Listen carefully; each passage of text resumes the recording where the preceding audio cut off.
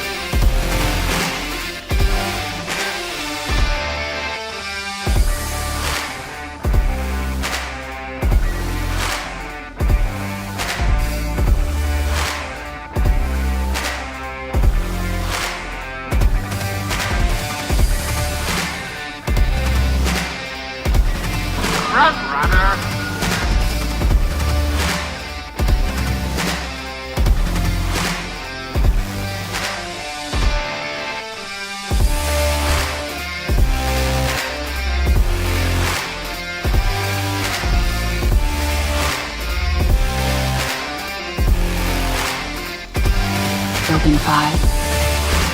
Approach and identify.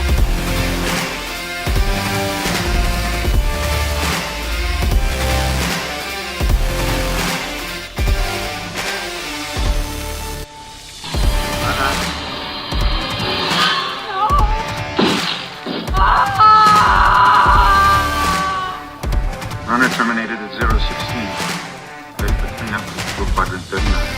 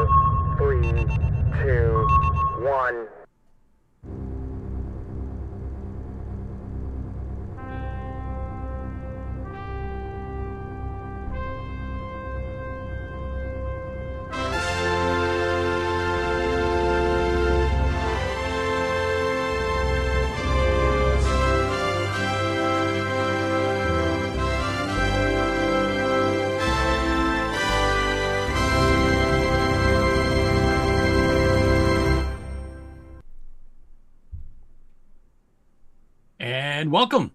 Hey. Yes, welcome. What's going on? You good? Yes, of course I am. All right. Welcome to IFB Interfleet Broadcasting. I'm New York Pete with my best buddy, Chris the Tipsy Toaster. Thanks for joining us on our live news, pop culture, sci-fi entertainment channel, IFB. And full disclosure, Tipsy and I, we grew up watching 70s, 80s TV, movies, stuff, whatever was out, cool all the stuff. genre stuff, all the cool stuff that was out. We were all into it. It was all good. It was all good. And we bring that kind of, spin on, the world today in terms of sci-fi and the genre and pop culture and comic books and all that good stuff. Plus, we always bring you some of the best guests we can get from the industry that's out there. Oh, and tonight's exciting. I like the Oh, we got great. But our special always, the caveat disclosure is that we happen to be really big Battlestar Galactica fans. So classic and new. I mean, the whole franchise, but we grew up with 78, so it resonates just a little bit more. And welcome to the show, everybody. Good buddy show. That's oh, yeah, it's a great one, it's man. Feel good. It's like chips in space. Absolutely. Absolutely. Baz, good morning to you. Chris Marshall, hey, thanks for joining us. Chris and Erica, of course, and Chris Laskowski, also from Down Under. Let's see. Erica, Riley, how are you? Thank you for joining us live. I'd like to, shout out to everybody that joins us. I know there's a lot of you on different channels, whether it's YouTube or a bunch of our, social media groups and platforms that we use. Thank you for joining us, guys. Appreciate you being here and taking the time out. We have a really cool guest. I mean, he's worked on a lot of, some of the best franchises, movies, and TV stuff that we all love. A lot of stuff too. Oh yeah, so we'll get to talk with him as well. John One is in the wings waiting as well. He's right there. So, oh yeah, perfect. Hey, John. Oh, John is frozen. Good. Nope. John can't hear us. No, his audio's no, he's back. Hang on, he's going to speed up. He's on wireless, evidently. You can definitely tell when someone is on wireless. It's got that. It's got that. When it's got that buffering thing. If there's not a good connection. Yeah. No kidding. Hey, Colin, what's up, man? So let's just toast. Get that out of the way, because the fans are important. Sure. If it's not for the fandom, I mean, what's left? Just a couple of us just kind of hanging. I got a new rum. Oh, I thought it was wine. Oh, Bayou. Oh, boy. Okay. Say Pride of Louisiana. Excellent. What do you got, John? There we go. John, you drinking? Catch up here in a second. He's on wireless, and the wireless is not working. I can tell. He's gonna do some time travel. He's gonna zip here in a second. It's the grog, yeah. Lieutenant Akula reporting in. Dave, what's up, buddy? How are you? Thank you for joining us live. Oh God, okay. Takes a sweet right from the bottle. You're not supposed to take from this bottle, man, because what about anybody else that wants to drink from it? Ready? Yeah. It's empty. Joke's on us. No, it's empty because I just filled this up. Oh, boy. All right. Don't worry. Later on, I've got my backup is... Oh, you got minis. You bought minis. Yeah. You ready, John? We're going to you're a true drinker when you can buy minis. Yeah, I'm going to abstain. I'm still feeling better from my bug I had, so I'm going to abstain today. Okay. Yeah. All right. Well, I'm going to be with you guys in the spirit. No, actually, you need to drink more if you had a bug. You have to hydrate. You pickle it. You got to pickle it. I mean, if it's a bad bug, you pickle it so it stops everything. It gets sick, it goes away. So that's the key. And I'm telling you right now, I know. I stayed at a Holiday Inn Express last night, so I know. Oh, thank you for sharing that. There's dating yourself for if you need people remember those. Heck yeah. Anyways, thank you for being here. We really appreciate everybody in front of the camera, behind the camera, and especially the fans. You are all so amazing. You are all part of the fandom. It is so important that we recognize each other and recognize our followers and recognize those people that create the things that we love so much. We're glad to be here. We're thankful for you. And just for that, I guess we'll just start it off with saying, here's to you, because fans fuel the fleet. And John used to pickle his. Right, yeah. John's got to, slowly. Found any ambrosia and all your time of imbibing? Yes. Yes, Rob Baum, our unofficial fact checker. Yes, we have. I can mix some ambrosia. I think I have the recipe Oh, for that. and Rob wants to know where he can get a mug. We'll work on that. I don't know. Do we have any mugs left? Look, I might have one. Okay. All right, Rob, if we can locate one of the mugs, you're getting it. So, just figure out how we can get that to Got to you. reward our unofficial fact checker. That's right. So you'll be getting that. I Yep. haven't even started drinking enough yet. Oh yeah, you gotta. Yeah, you need to start. Hey, Derek, what's up? Thanks for joining us, man. We're just about to pass the football over to John One. We got a whole update on what's going on genre wise. You need to tap dance for a second so I can set that up. By the way. All right, that's cool. Well, why don't you bring up John while you set it up, and I'll talk to him, and I'll you know what? I have a couple of thank yous to go around. John, I know you were a little bit under the weather. The mini-con was just as good, if not. It was great. We had a really good time. Oh, wow. So we want to thank Chris Fian and the Empire City Garrison, the 501st Empire City Garrison, for hosting us. We had a really good time, raised a lot of good money for charity. Turns out that Tipsy actually won the 7-foot Darth Vader. Yes.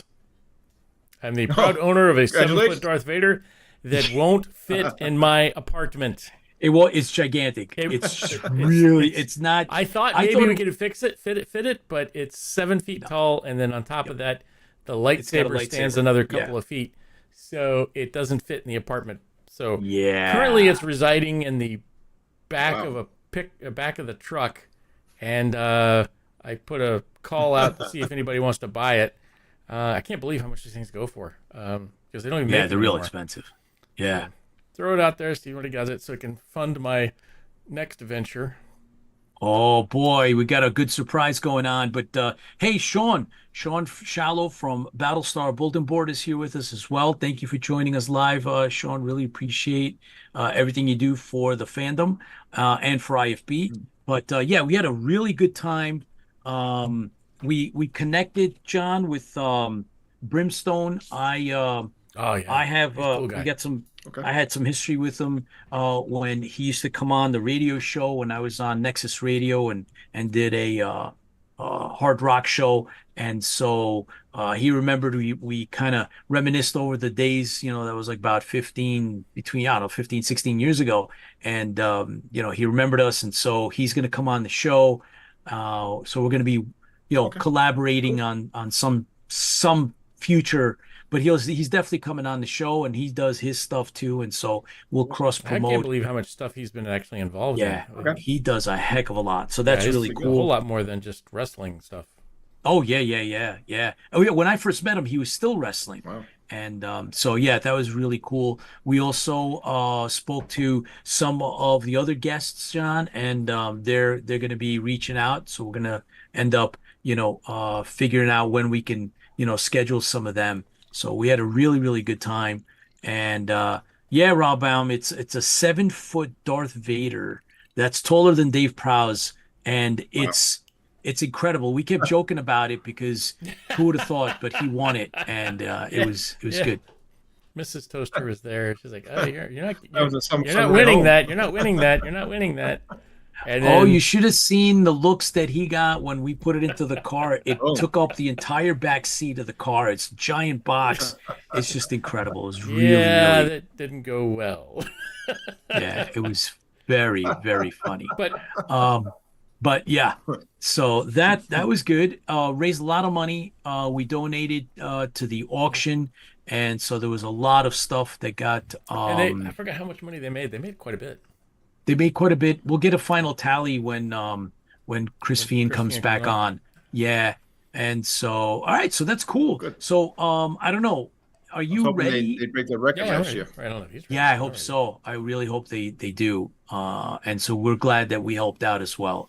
And we're glad that we went. I mean, they treated us. We had a table. We had our setup. It was really, really great as usual. So thank you very much to you guys. We appreciate it. And Cerebral Palsy, I think that was the charity, right? That's the charity that, So cool. Good stuff. So we helped out and volunteered, and that was excellent. Yeah, it was fun. All right. I'm ready. John, you ready? Yes, I am. Okay. Let's hopefully you I'm don't ready. go Are into you guys ready? hyperspeed mode here. All right, John, you're up. Oh, wait a minute. All right, everyone. I'm gonna have to do that. Calling from the IFB newsroom. This just in. John 1. Take it away. We're at the presses, people. Not off the press. Tomorrow, Fantastic Four: First Steps hits theaters. This time, I think they got it right. It's a good cast, good storyline. I guess I like the retro futuristic look of it. I think it's pretty good. It's like a nice nod to Neil Armstrong. It reminds us before Fantastic Four was superheroes. They were astronauts, which I think is probably going to play into this movie. But you'll see the defenders Four try to defend themselves against Galactus and Silver Surfer, which is a different Silver Surfer. So I think it's a different alternate universe, and they come to Earth, and that's how they're going to get the MCU. But make sure you see the post credits too, because I think Doctor Doom is might be in it. I'm just a hunch, but we might see. That's going to be in theaters tomorrow. So I'm going to 9 a.m. show, and I'm going to go see it tomorrow. So I'm looking forward to it. Let's see. It's Peacock's second season of Twisted Metal, based on the video game, will start airing July 31st. This is a pretty good show. There's some good characters in it. It's pretty funny. It's a post-apocalyptic comedy, and all these guys get together in vehicles and they try to kill each other. So how can you not enjoy that? That's going to be on Peacock July 31st. Yep, with all new characters and everything else. So the clown's pretty funny, and they got a couple other pretty good characters. I'm not going to say, but I'm looking forward to seeing that. So check that out. And let's see. William Dafoe will reunite with Robert Eggers for the new film Werewolf. This is a period piece. Of course, it says it all. It's going to be a werewolf, and hopefully it's going to be good. You know, maybe it's going to be kind of Nosferatu-ish, but we're looking forward to that. It should be out sometime next year. So it's one of those good movies. Robert Eggers has some really good stuff. So that's going to be it. And they're also working together to work on a new retelling of A Christmas Carol too. So that should be pretty good. So we'll see that. That's coming out. It's all rumored. It's all coming out next year. And it's rumored that Anya Taylor-Joy will be cast to play Asajj Ventress for an upcoming Star Wars movie. I can kind of see that. I can kind of see her play that. It looks pretty good. Hopefully it'll be a good movie. Hopefully this rumor is true. But Star Wars, we need some new shows, new movies, and hopefully she'll play the part. And let's see. So looks like Taika Waititi's Star Wars movie will have to wait. He will direct a new Judge Dredd movie. Heck yeah. I don't know if it's Dredd good. I mean, it's it's a Jojo Rabbit and the other movies he did. I just don't think it's going to fit with Judge Dredd, but we'll see. So hopefully it'll do it justice. But if I'm wrong, oh well. I was watched on pay-per-view anyway. And Punisher special series has started filming and should be out sometime next year. And hopefully Disney doesn't tone down the Punisher. Punisher does what he does, and it should be good. If it's like the Daredevil Reborn, then this series is pretty good because Punisher is going to be coming to new movies. He's going to be on the new Spider-Man movie. And he's going to have a very busy year as a Punisher, so we're looking forward to that. And that should be it for me. And that's all I got. And also San Diego Comic-Con, it was a surprise. They dropped some good stuff from Factory Entertainment. Yes. If you guys haven't seen it on the website yet, it's a lot of good stuff to look forward to. Oh, yeah. Take my money, Factory. That's right. As a matter of fact, I got some intel from the powers that be. Comic-Con San Diego this year teases a new John Carter animated adaptation. So imagine that. Yep. And then, of course, the Galactica collectibles are just off the hook. Wow. There's the Cylon helmet. There's the Colonial Warrior helmet. There's the 12-inch figures. There's the mini Cylon rifle. And then there were other things. There was a Viper I saw. There were other figures. There were smaller figures. There was the 12-inch, and there was a reimagined Adama figure. But there were too.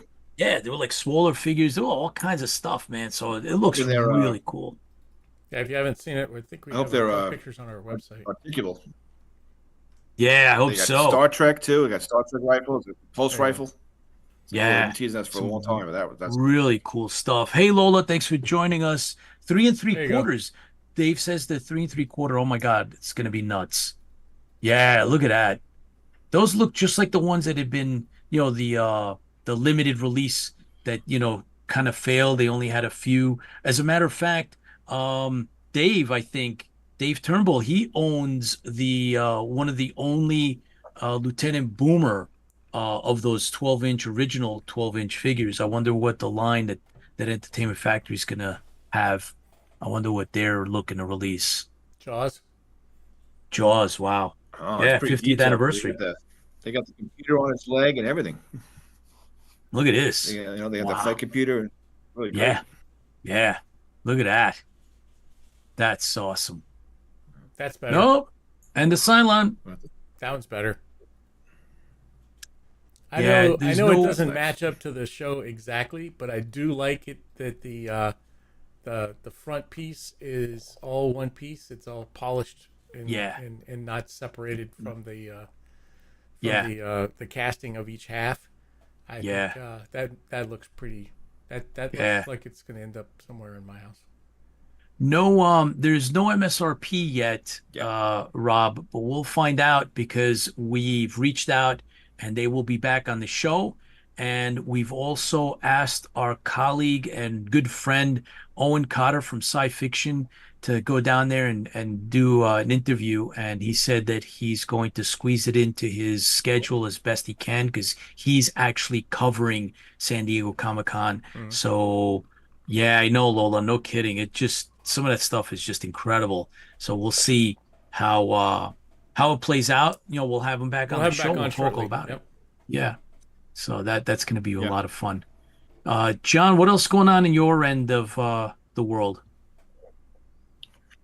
Nothing much. Just getting ready for Dragon Con. Couple more weeks. Getting ready for that, and I might go on a surprise con. You guys will see in the pictures. I'm debating whether to go or not. I think I'm going to go, so I'm probably going to surprise you guys with a con I'm going to go to in a few weeks. Nice. So Very cool. As a matter of fact, have you seen Superman? Because yes, I have.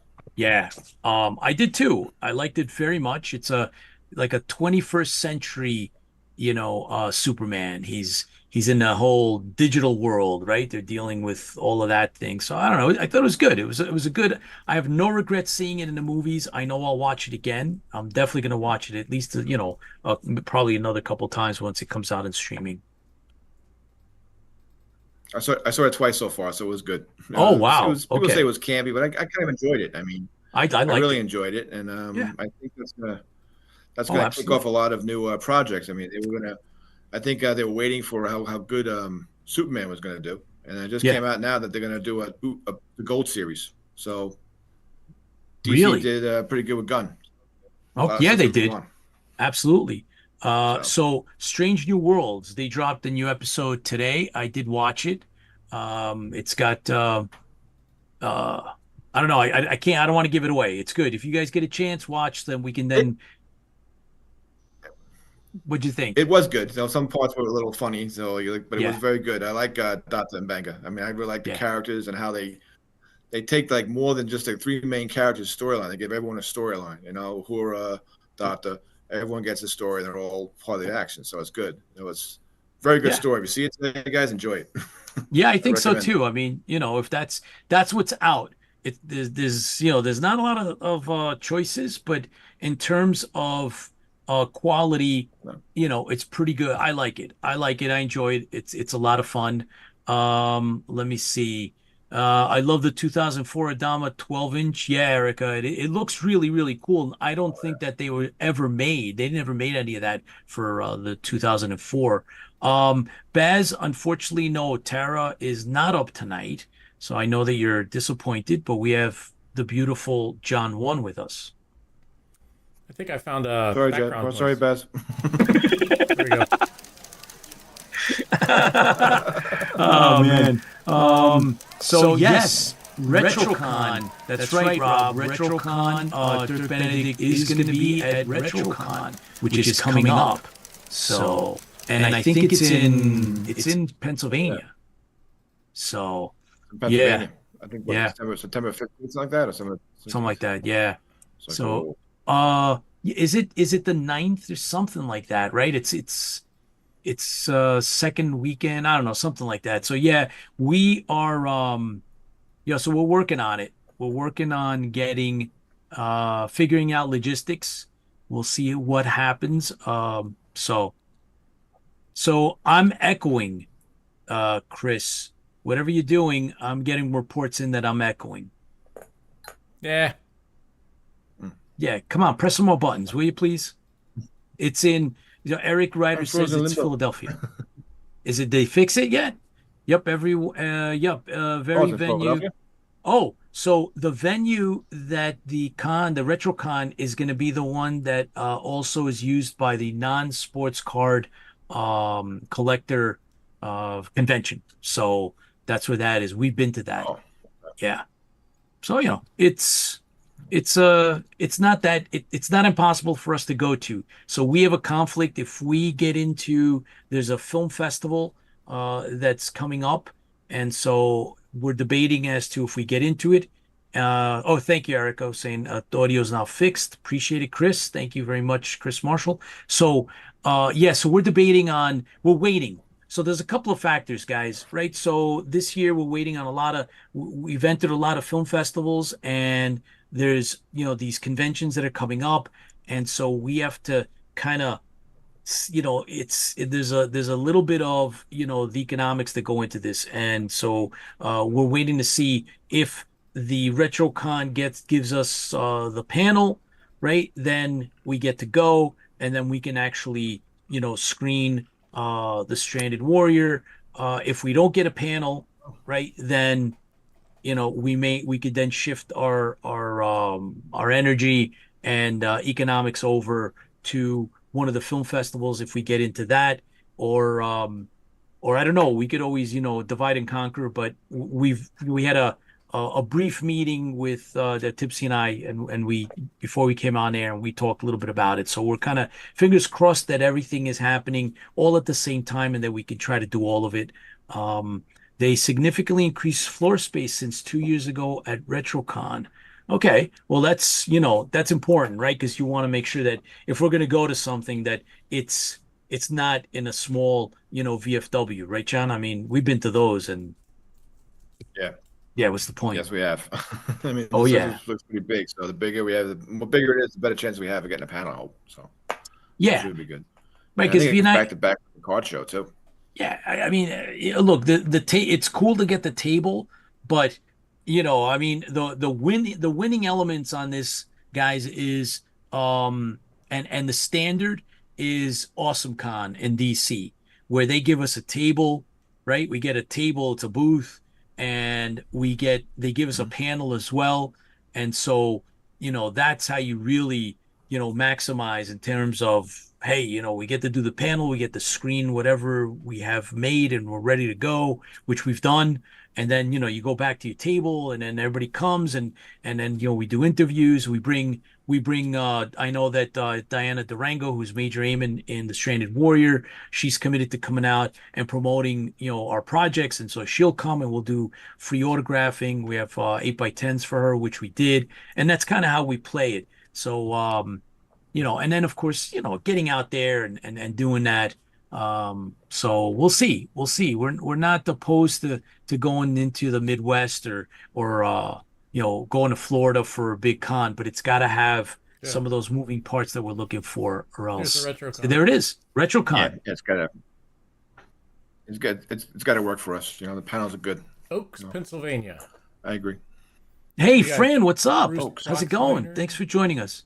Yeah, a lot of Fran says if it's in Philly, I can make it. So Gary and I will be there in BSG and 1 or 2 Cylons for the RetroCon. So that's cool. All right, well, we'll see then, because like I said, if we can work this magic out, then it would behoove us to get out there and see the fans. And there you go, screen used kit. Wow, that's cool. Look at that. That's awesome. Very cool. Very, very cool. And also Yeah. understand congratulations in order for Wolf Media Yes.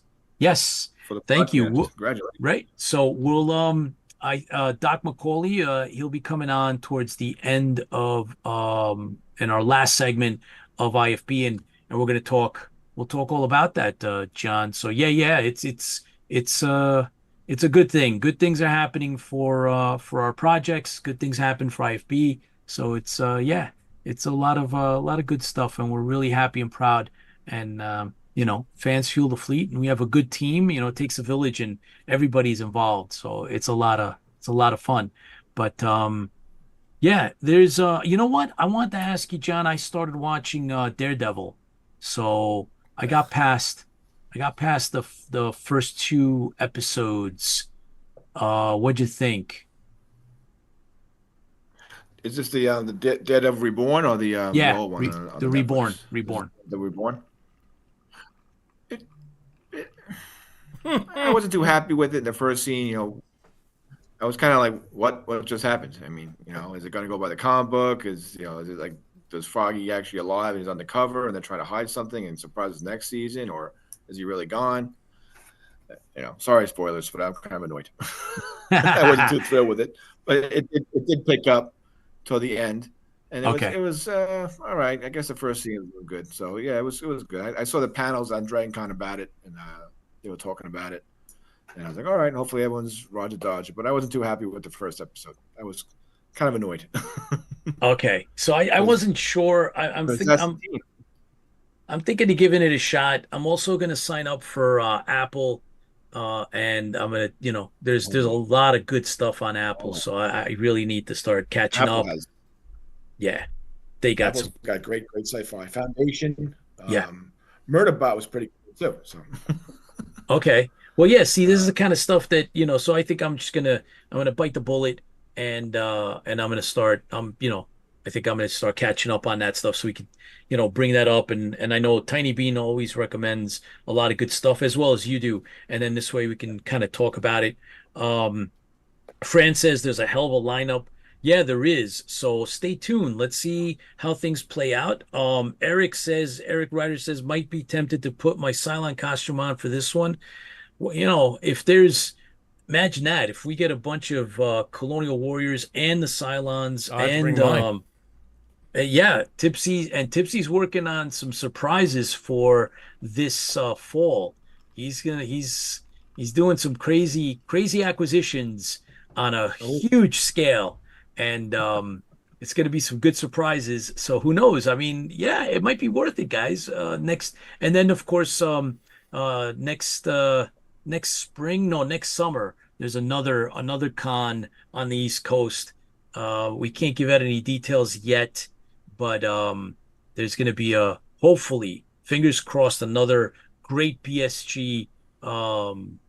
It's a medium-sized con, and we'll see if they can pull it off. But if they do, we're going to be pushing it in terms of getting us all there, and it'll be in Pennsylvania as well. So we'll let you know. We'll let you know how it plays, because I think it's going to happen. We're doing the best we can to try to make it happen, and we'll have a lot of fun with that. And then John, hopefully you'll be able to come out with us too.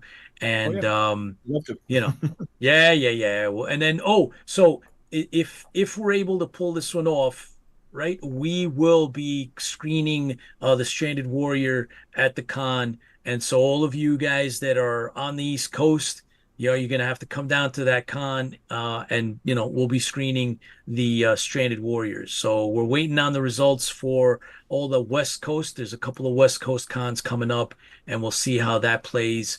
And then September, right? September, October is going to be a madhouse with all the films that we've done, and we'll be finding out. Also, we Doc McCauley and I are jurors at the Brooklyn Sci-Fi Film Festival, so we're going to get to see some of the films that are out there, and there's some good stuff, man. I've already seen some of the trailers for the work that's Geek Fest, that's involved with Geek Fest, and it's just tremendous, John. So keep us posted, man. Let us know what the heck's going on. All right, I will. All right, buddy. Busy week. The next Oops. out and some good shows. So we got a lot of entertainment and cons. So Oh you yeah, know, we're working on some cons too. So they're gonna be there for Serenity Fleet's gonna be next month. So cool. all good things. Excellent. I know you have a lineup. You always have guests set up, lined up. So it's going to be a busy summer here at IFB. We're going to have a lot of stuff going on, and it's going to be good, man. It's going to be good. We have a lot of cool guests coming up. So stay tuned Yeah. for that. It's a mix. It's a mix across the board, guys. So stay tuned, and then announcements. So later on. We'll talk a little bit more about the festival scene and some of the awards and things that we got. But so yeah, thanks, John. Keep up the great work. Appreciate it. Thanks, guys. Awesome. Have a All good right. week. Yep, you too. So Hey, did you happen to see the? I was doing some research and I found a link to all of these older telemovies. well, I saw that you put it up on the site, Yeah. and I don't know. It seems I was reading some of the comments from IFB because you put up the story, and I'm not sure that everybody either gets it or don't get it, or they think so some of our fans from Canada are saying that they have the Blu-ray, and then some of them it's not on Blu-ray. These movies are not on Blu-ray. Yeah. They're not on DVD. So if you got anything, you were lucky enough to record them when they aired. If not, then you have a PAL version of a VHS tape. That's the only way they came out. So yeah, and I have you have the set. I have the You set over actually there. have the set. I Yeah. have the VHS set for the PAL version. It's still in its wrapper. I haven't had the guts to take it out yet and go get it converted. So that's something I should do.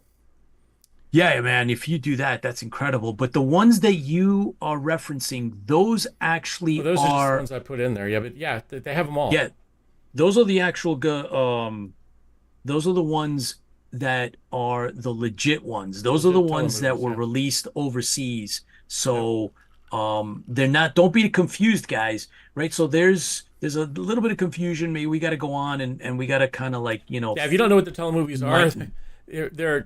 they're really the original shows cut apart and botched back together like some zombie, and some of the stuff that got cut out was put back into it, which is kind of cool to see some of the deleted scenes.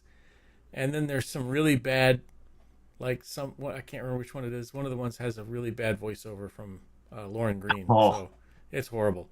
But it's an interesting way. I do enjoy the way they pasted some of them together. They do have a really decent right. flow. So go check IFB. I think we have links there. They're up. I mean, it's out of our control, but they're up there. They're not great quality.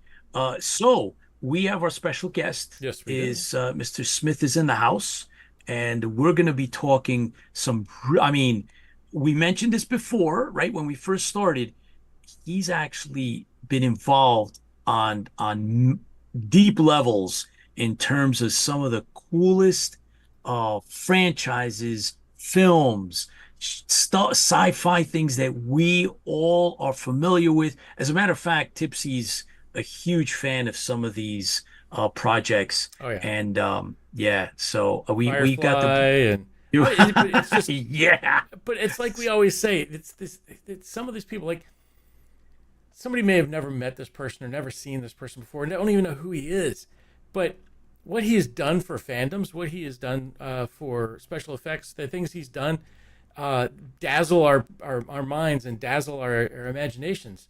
Those are things that live on with us forever. I mean, you see just and just a couple of seconds of maybe is all that you get to see of the work on some of these things, but it still adds to the wonderful story. Firefly, Battlestar Galactica, CSI, Star Trek Voyager, and that's the tip of the iceberg.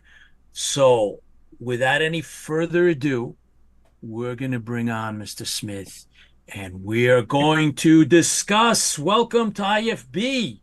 Hey guys, how are you? You can hear me okay, right? Absolutely, 100%. Cool. Okay, great. So thank you for coming on to our show. You obviously have guessed that we are not only fans of yours for the work that you've been doing, but the fact that we are big sci-fi nerds, and we get into this because this is so cool. Give us a little bit of your background. I mean, I'm looking at your bios. I'm looking at your IMDb. I've looked at it before, but tell us a little bit about, what it's like to be you on your side and doing this kind of stuff. Yeah, no, it's awesome. When I was a kid, I was always making movies, and one of my favorite shows as a kid was the original Battlestar Galactica. So, yes. I guess I don't know if I can swear. I guess I can. Fucking loved it. It was awesome. Hang on, wait. I got it. Yeah, I know. Actually, I loved it. I even used Frack in a couple of scripts I wrote later on. Anyway, I keep sneaking in little old Battlestar Galactica stuff in everything I do. But yeah, I had all the toys when I was a kid. I remember when the toys came out and they had shot out the little plastic nubbin thing at the end. It shot across the room, and then they recalled them all because kids were choking on them and I guess, and getting hurt. Yeah. And I think I still have the original ones that I never sent back to get the replacements for, somewhere in my parents' house, in their garage or attic or something that they've got a box of stuff in. But yeah, no. So then my first job after college was at Foundation Imaging, and the first real project I worked on there was on Star Trek Voyager, and that got me into being a sci-fi geek, just like all of us, I think, that are here right now, loving this stuff my whole life. It was awesome. I mean, oh my God, my first real job was working on a Star Trek show. Wow. So I worked on that, learned a lot. And then, eventually just moved my way through different things, and eventually worked on tons of shows at Foundation, moved on to other shows, then went to Zoic and Radium, where we did the Firefly pilot and the Firefly show, and then Battlestar Galactica at Zoic for the miniseries in the first half of the first season or so. And then, tons of other shows. And then, more recently on Blind Spot and Power. And then I just finished doing a bunch of previs on the Passion of the Christ sequel. Wow. Pete, you want to play that? Do you want me to play the... Yeah, we have your reel. Your demo reel. Yeah, go ahead. Do you know it's so cool. All right. There's the audio is not copyrighted, is it? Yeah. Muted it's like the karaoke version of a Bruno Mars song. Okay. We'll deal with that afterwards. We'll deal with it. It hasn't gotten struck yet. I know it hasn't gotten struck. All right. Okay. All right, watch. This is the real man. So wait till you see this, guys. This is Pete, a don't treat. let me forget to turn the system audio back on so we don't echo. Oh boy, okay.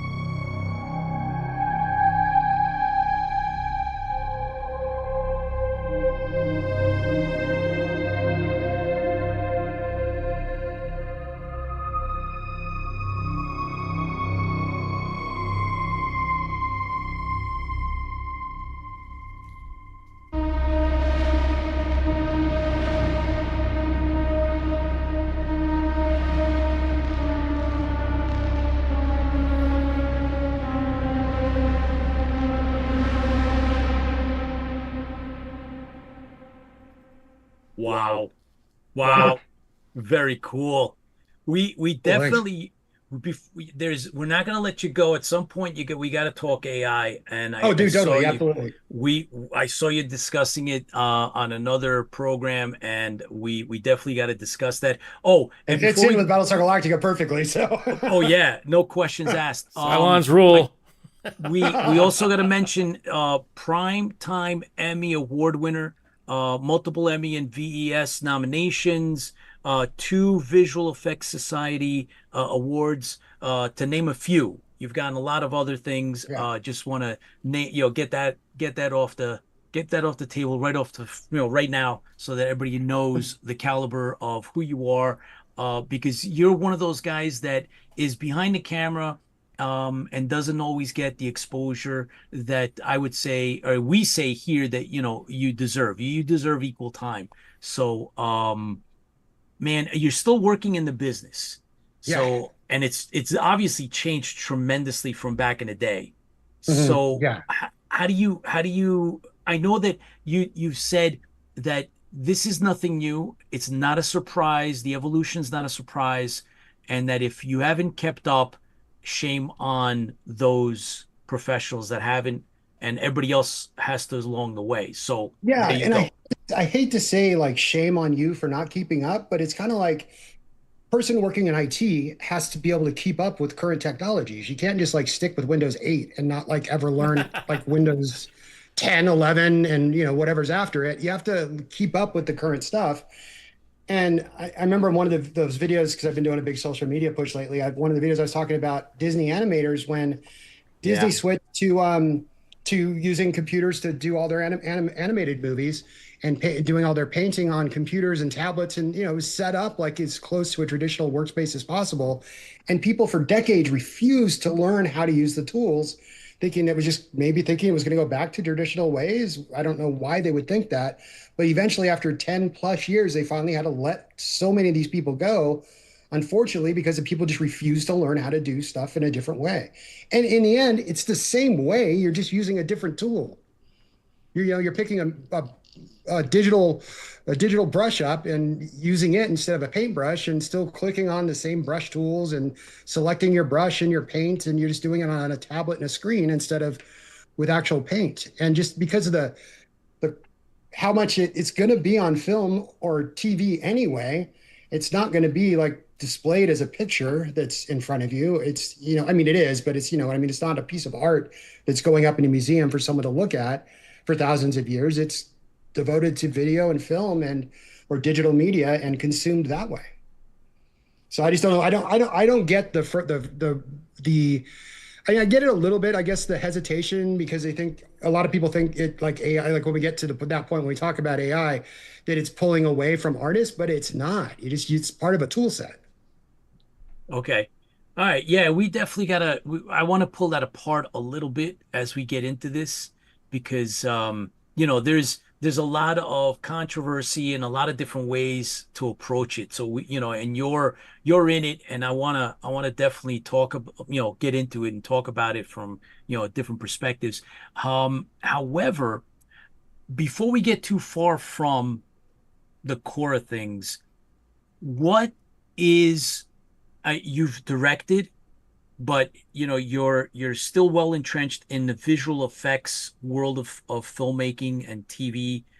What is it to be a visual effects supervisor? What is that? Do you get involved in the beginning, in the middle, only at the end, or what is that you do? Explain that to the fans. Yeah, it can depend on the project. Some visual effects supervisors they're only know how to, or never, some visual effects supervisors have never been an artist, and they're come from more of a production background. Like I obviously came from an art background from film school through learning CG tools and some traditional art, working my way through that to become a visual effects supervisor. Whereas other people start as like a production assistant and become like an assistant to someone in the visual effects department, and work their way into it from a production and way into it, not an art entry into it. But it's like directors now. There's entry points to becoming a director from all different angles. Someone might have nothing to do with the entertainment industry and do something that's caught people's eyes, and then they're pulled into the directing world. Or someone could be an assistant director and worked at it for 20 years and then become a director. And someone might be the DP and become a director, or a visual effects artist. There's a lot of visual effects artists and supervisors that have become directors lately, like Joe Kosinski, Top Gun, and he started at DD as a 3D animator. So it's, and I'm sorry, to get back to what you were saying. I, as a visual effects supervisor, usually what I will do is I'll be involved with a project from the beginning.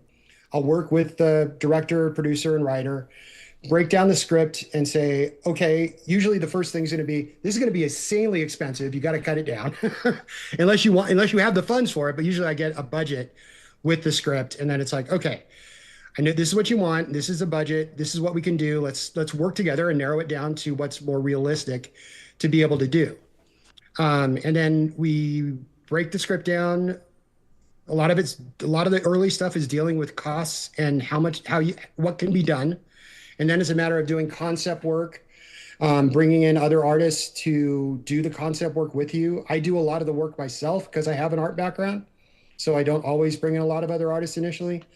And then working with them, going on set, working like side by side with the director on set to, they'll like ask me like, is this the best way to frame this shot? How should we shoot this person to layer them into the landing bay of the Galactica so we can have, say there's 10 Cylons there that are all the same person, and we want to shoot this person on green screen in 10 different ways doing 10 different actions, so it looks like there's a clone of 10 of him doing different actions.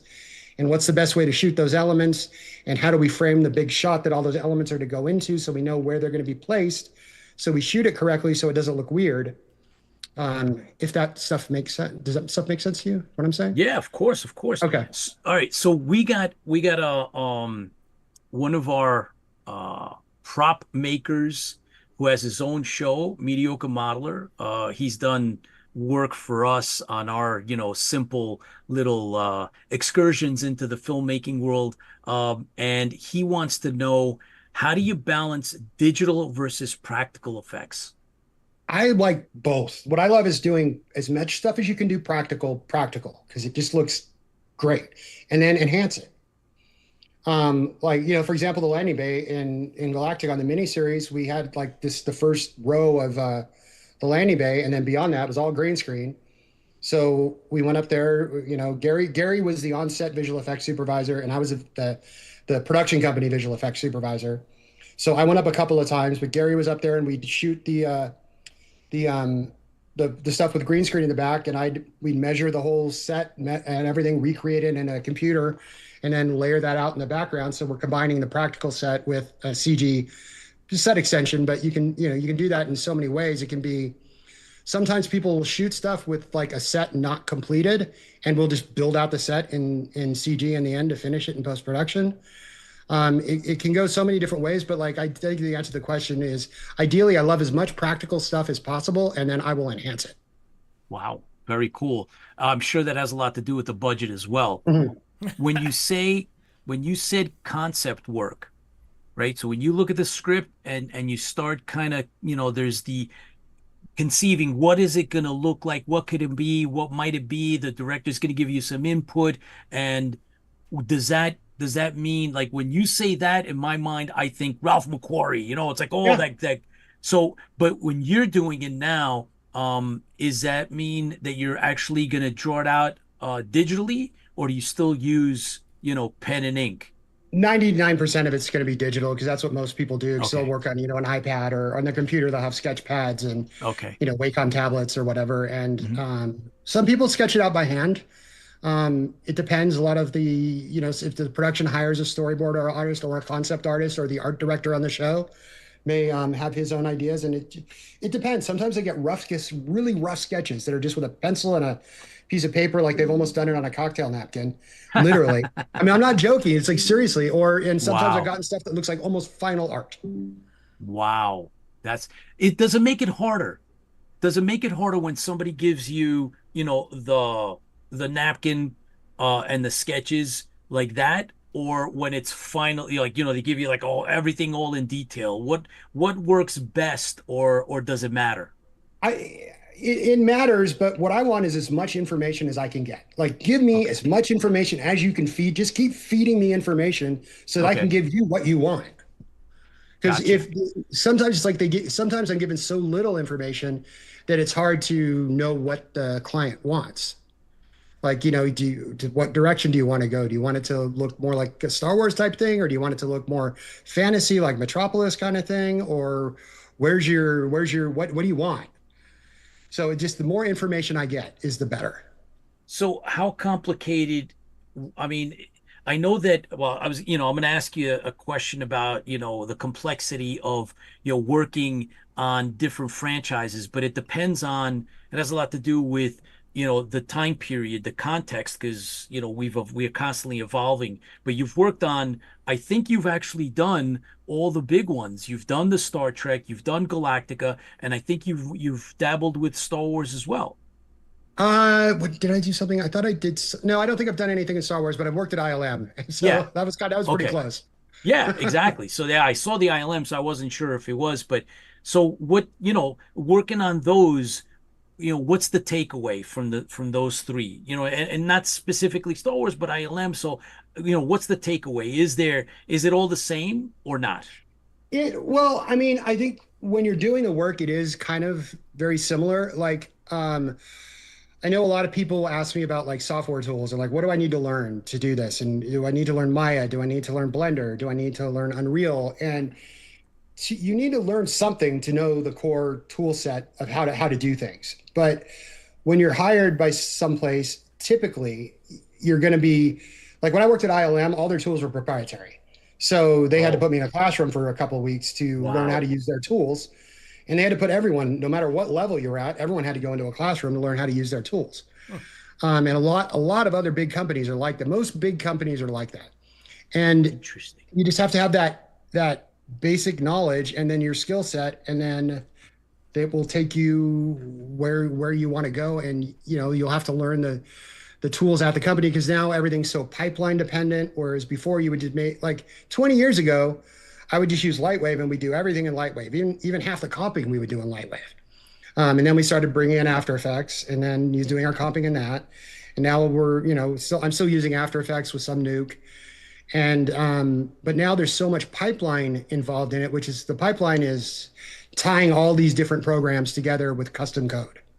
So like I'll open up, there's a shot tracking software called Shotgun, or it's called Flow now. They keep changing, Autodesk bought it and they keep changing the name. But so use Flow, and what you can do is it's like a spreadsheet with your shots laid out in it, and it's who it's assigned to, any notes from different directors or your Visual Effects Supervisor or CG Supervisor, and the previous versions of the shot. And you can click on it, and like now you can just click on it and drag it over to Nuke, and it'll drop the previous 10 versions in there, so you can click through each one really quickly and see them all, as opposed everything like is intertwined now because of basically pipeline development and what the great pipeline developers do now. With all this, you didn't have to have a coder before, but you kind of do now. Wow, that's something. So we got a really good question from Chris Marshall. Would you consider yourself a 3D modeler or a CG artist? A CG artist for sure. I've done a lot of 3D modeling. Like one of the first cool things I built was the Borg cube for Star Trek Voyager. Nice. And I was like, that was so cool too. It was not long after I started there. And it's like, can you build the Borg cube? Yeah. So first of all, also, yeah, but in my mind, I'm going, I don't know. Can I build it? Well, you did, and you did a great job. So I have not done as much 3D modeling in the last, 10 years as I used to do. But yeah, I still know how to model, but I'm a CG artist for sure. Wow, cool. All right, so the follow-up was, what's your favorite BSG ship? Oh, because there's so many I like. If it's the original series, I like the Mark I. And from the new series, of all the ships, it's the Mark II is my favorite of the new stuff. And then just the Galactica itself, because it's just awesome. Like when I was a kid, and there was like, do you like Star Wars or do you like Star Trek? And I liked Star Trek better because it felt more realistic. Like it was set in like a Navy world or a military world, right. Whereas Star Wars was way more fantasy. And Star Trek, I mean, as much as it's a sci-fi show, can be based in grounded or in reality. Star Trek was much more based in a real world setting with, coming from the present to then basically the Navy.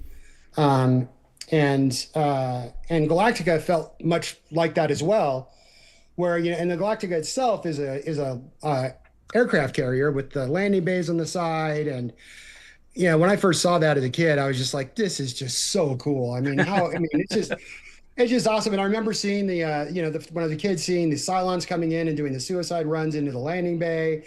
And I was just, as a kid, just, oh my God, that's so cool. So do you get to do conventions? Did they ever, do they invite you out?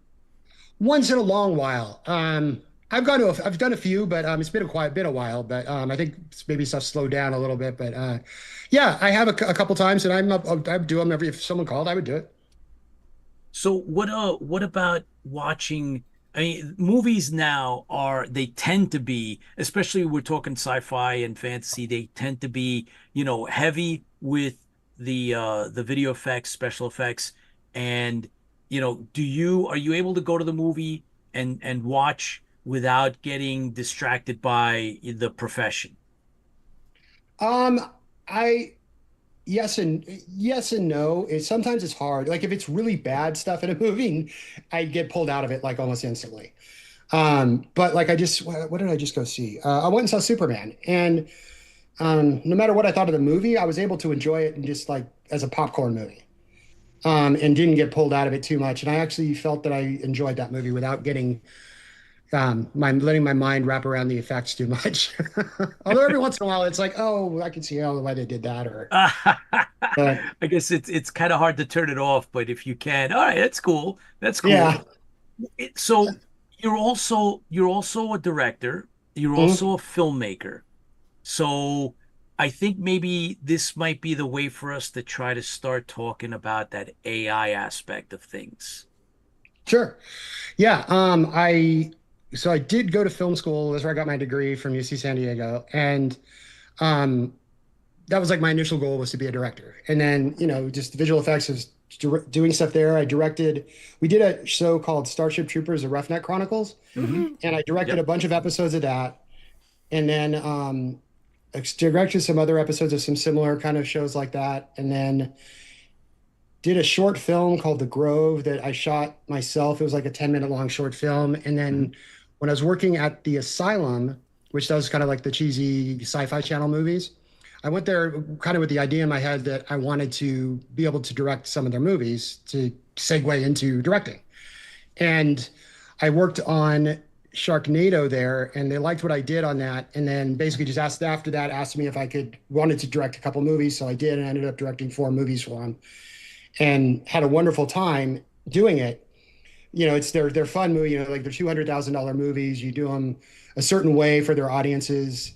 And then anyway, but to move on from that, the AI tools, especially in the last few years that are coming out, are just insane. I'm working on several shorts right now I'm doing like not all AI, but 90% of it's done in AI, but I'm taking some of the stuff for like what we would consider the effect shots. I'm taking like black and white previs that I've done, say airplanes flying around, and feeding that into AI and then having it replace the airplanes with like World War II bombers or fighters. And so I'm blocking out the rough animation and then letting it fill in all the details of a lot of the work that I'm doing. Wow. So, there's this stigma, which I know that you've actually addressed, and there is a level of negativity because everybody believes not so much that it's taking over, because we've established it's a tool, but the idea that AI reaches out and it kind of takes from others, or that's where it's at, I think. So what do you think of that? Yeah, it's okay. If the models, a lot of well, they say they're not trained on a lot of copyrighted material, but I mean, I think clearly a lot of them are, because you can type in the USS Enterprise and the USS Enterprise comes up. Yeah. I mean, so clearly it's trained on a lot of, models, whether it's public or not.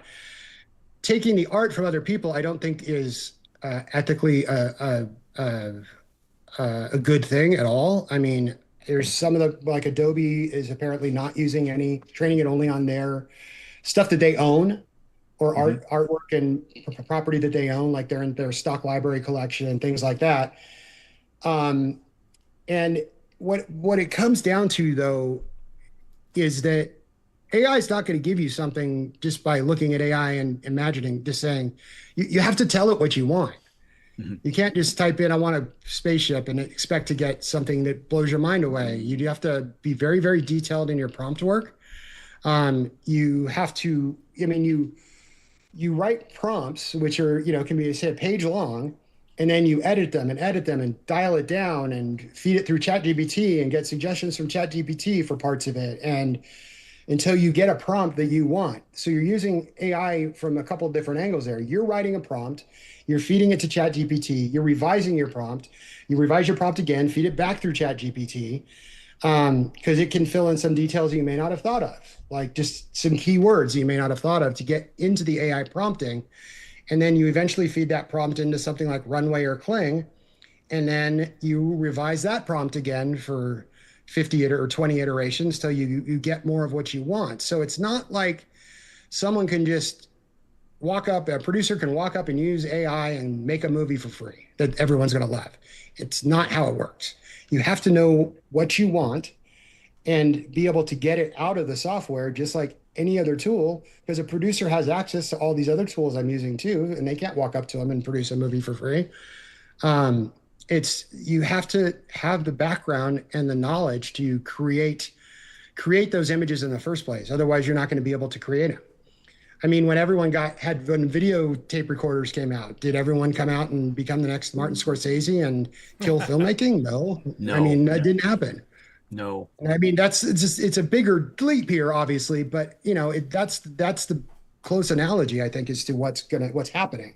But AI is here and it's not going away. I mean, it's just going to get bigger and bigger and bigger, and it's going to affect everyone's lives in every aspect of their life, not just filmmaking. It's going to become from the grocery store to cars to healthcare, to everything in your life. Right, I think a lot of people don't realize yet. So then it's interesting. Like I told you, I listened to some of the commentary you'd put out related to the AI. And yes, I agree with you 100%. AI is here to stay. It's not going anywhere. It's a tool, and we got to start, getting into it and using it, or else, I mean, it's just like you're saying, if you're not using, the current Windows and you're still stuck on, Windows from like, 4 years behind, or 5-6 years, you're doing yourself a disservice. However, the industry, right? So the film industry is always talking about, oh, well, we're not going to need actors. Oh, we're not going to need script writers. Oh, we're not going to need, VFX people. Can you give us your opinion on that? Like, you got to tell us something of, how do we interpret that kind of talk? I think people are scared, and like, you're going to need actors. You need the performances from people. I mean, I know you can generate certain types of performances, but it's not going to be, if it's trained on someone, it's different. I mean, I think in the future, what's going to happen is you're going to have an actor come in. They're going to ask the actor to, part of their contract will be allowing certain iterations of their performances that they're giving them. And then they may train some of their models for that production on that actor and produce results from that. But I would guess that's probably already happening. But I don't think anyone's really talking about it yet because it's very, very new. But I think that's going to be how it's going to happen, because there's no way it's not going to happen, if that makes sense. Because it could come down to you, if you have, say every actor in the world goes on strike and doesn't want to work anymore and get rid of AI, they're going to probably just keep making movies and use AI things to generate stuff. You're not going to get the next George Clooney out of it, I don't think, or the next Brando out of it. You could get something similar, but there's these people that have a connection to audiences' hearts and minds, like Brando or anyone, or Edward James Olmos. I mean, these people have connections to people's memories and what they like to see. You can't replace that with AI. That's inherent in their charisma, their character, and how people, react to that. It's so your approach is sobering, right? It's grounded. It's very much, practical and realistic. And it's I think it's helpful to all of us to hear from somebody in the industry like yourself, because it's everything is kind of super hyped up, and everybody's like, oh my God, it's I'll tell you right now, like Tipsy Toaster wants to hear that robots are going to run our life and they're taking over, and they it's are. it's like Terminator. The Cylons start out just by getting rid of all your movies and taking all those people out. That's how we're going to do it. We're going to win over your mind first. Yeah, your heart Sorry, first. Tipsy, ain't gonna happen. So just calm down, man. It's a tool, bro. It's a tool, and it's a wonderful tool. I mean, I got all sorts of technical questions I could ask, but. Yeah, well, I remember Arthur C. Clarke. I don't remember which book, but in one of his books, he wrote about that they had taken all the cigarette smoking out of all the old movies, and they'd use some kind of tool to remove it. But that was that book was probably 40 or 50 years old, and that was a perfect use of AI to remove that. And I think that was kind of like an analogy to using AI at the time with whatever he was thinking. But you would use AI to go back and automatically remove all the cigarette smoking and smoke from all the movies, just because people didn't want to see it in the future. That's awesome. That's a heck of a talk about rewriting. But which franchise, if you had an opportunity, like currently right now, you're still active in the business, you're still doing things. If you had the ability to jump into one of the franchises that are out now, which one would it be? Off the top of my head, I want to say For All Mankind, just because I'm a huge NASA geek and just space geek, and I love that show.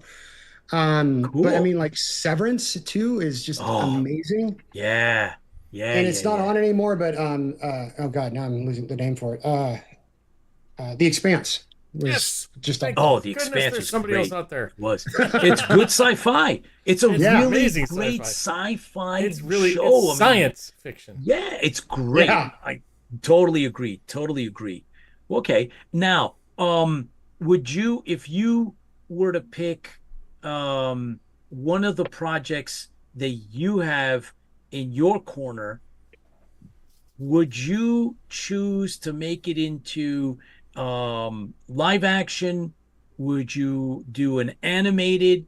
What would be? My heart's in live action. I love shooting. He's already got stuff. a couple of movies, shorts that you're working on now.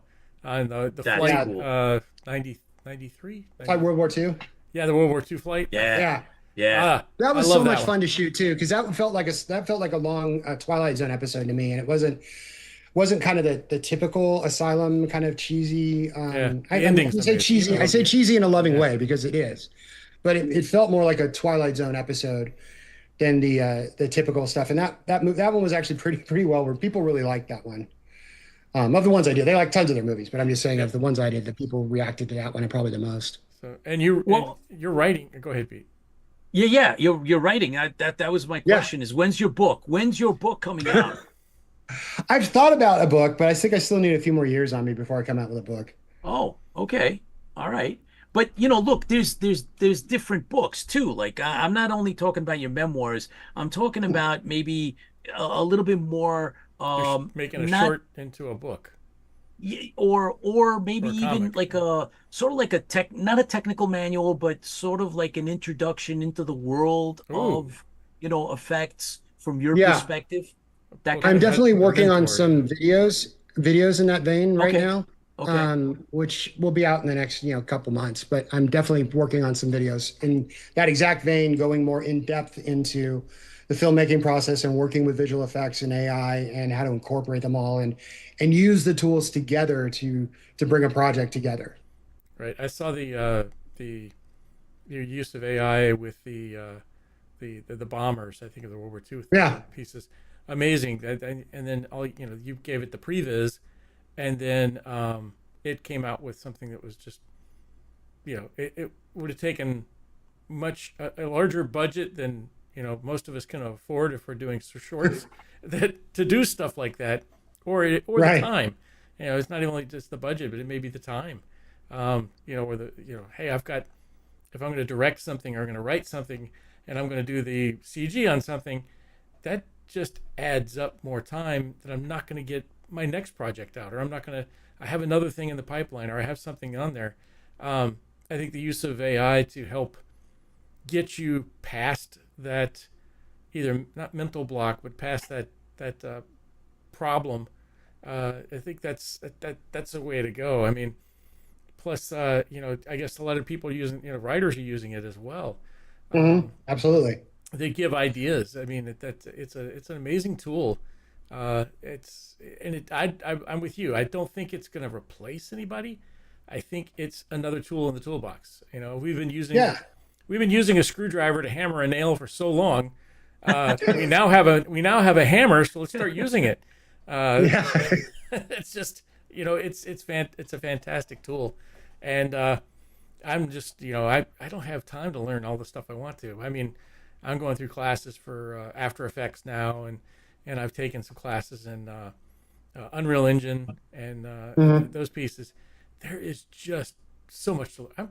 I'm not young enough to learn all that stuff. Oh, I know. There's so many tools. It's like you can't learn everything. Yeah. So what would you I want to. Yeah. I want to, but Yeah. how much you got? So what would you, if you were to say, hey, somebody in their 50s is looking to break into this kind of thing and want to do more short films, and just we really enjoy doing our shorts, and we got a couple more in the pipeline, and we did our fan film, and it was definitely a learning experience. What tools would you say, hey, put these at the top of your list? What in regards to writing and in regards to CG, what tools would you say? I mean, which AIs do you use? What things give us like the AI secret tools. sauce. Well, I mean, there's so many different AI tools, and the thing is, AI tools are changing on a weekly basis. Like, Runway will be the best thing in the world for a week, and then Kling's the best thing in the world for a week. Then Peak is the best thing in the world for a week. And then nobody can afford some of them. What is it? VO3? $250 a month? Wow. Yeah, I know. Yeah, it's expensive, but like one of the programs I'm using, one of the services I'm using is one called Krea. And it's kind of like it's an aggregator for a bunch of different ones. Like, you can use some VO stuff, you can use some Kling stuff, Pika, Runway, and Luma, and Flux, and several different things. And they have some of their own tools in there as well. You can't use every feature from everything, but you can use a lot of them. And I subscribe to that and do a lot of my stuff in that. But then I also subscribe to Kling. I subscribe to Pika and Runway as well, but I mean, I would say Kling and Krea are the two I use the most. Because Krea, you can select, okay, I want to run this through VO, or I want to run this through Kling, or I want to run it through Runway, and see which model will give me the best results. And if you were doing something very specific that you weren't sure what model to use, you could do tests in it and then decide what service you want to use, and subscribe to it for a month and use it. Writing wise, it's kind of like, Final Draft and Chat GPT are your two best friends. Just because, I'm sure some people are going to think it's cheating to feed stuff into Chat GPT. I don't think it is, because you're feeding something you wrote into Chat GPT, and it's correcting your spelling. It's looking at your phrasing. It's kind of like an autocorrect tool that's already built into Microsoft Word. Oh yeah. And it's a tool to help you. It's not writing it for you. You're still giving it the information. It's just making you a better writer, because you're not going to use what it gives you. You're going to edit it and make it your own anyway.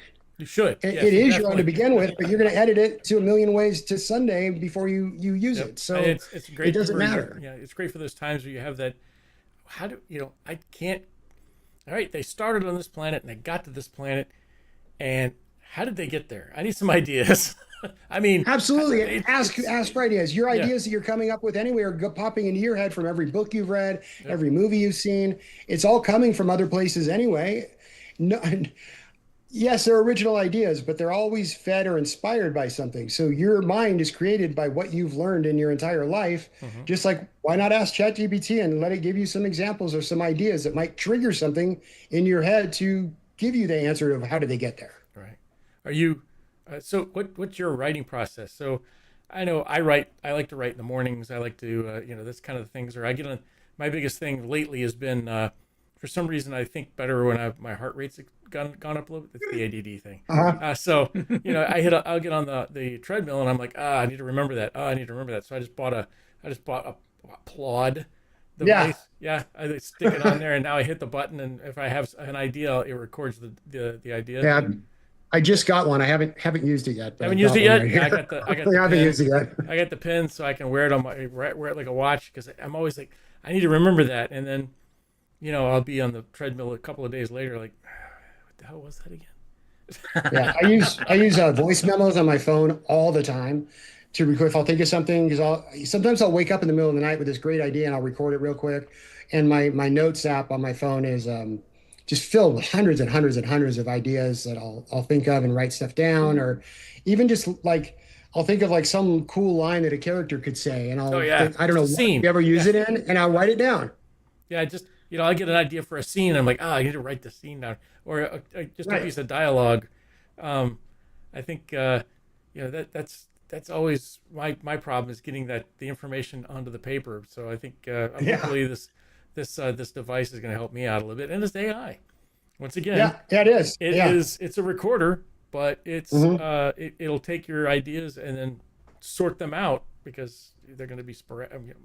Mine are sporadic at least. The ADD kicks in. You're like, oh look, squirrel. Oh, what was I thinking about? So that piece is that piece is there, but so you're writing these. What's your inspiration? So the flight. I keep remembering the numbers. I'm horrible with numbers, by the way. 94. 40, 94. 92. 92. I think it was a 90 something. World War II. You got to watch it. It's great. If you haven't had a chance to go to your website and see it, everybody should go there. I'll put a link up later. We can make sure everybody goes to it. But what inspired you on that? Where do you get your inspiration for writing? You're just driving down the road and you look it over and go, you know what? Or is it something like the lightning strike, or is it something? I didn't write Flight World War II.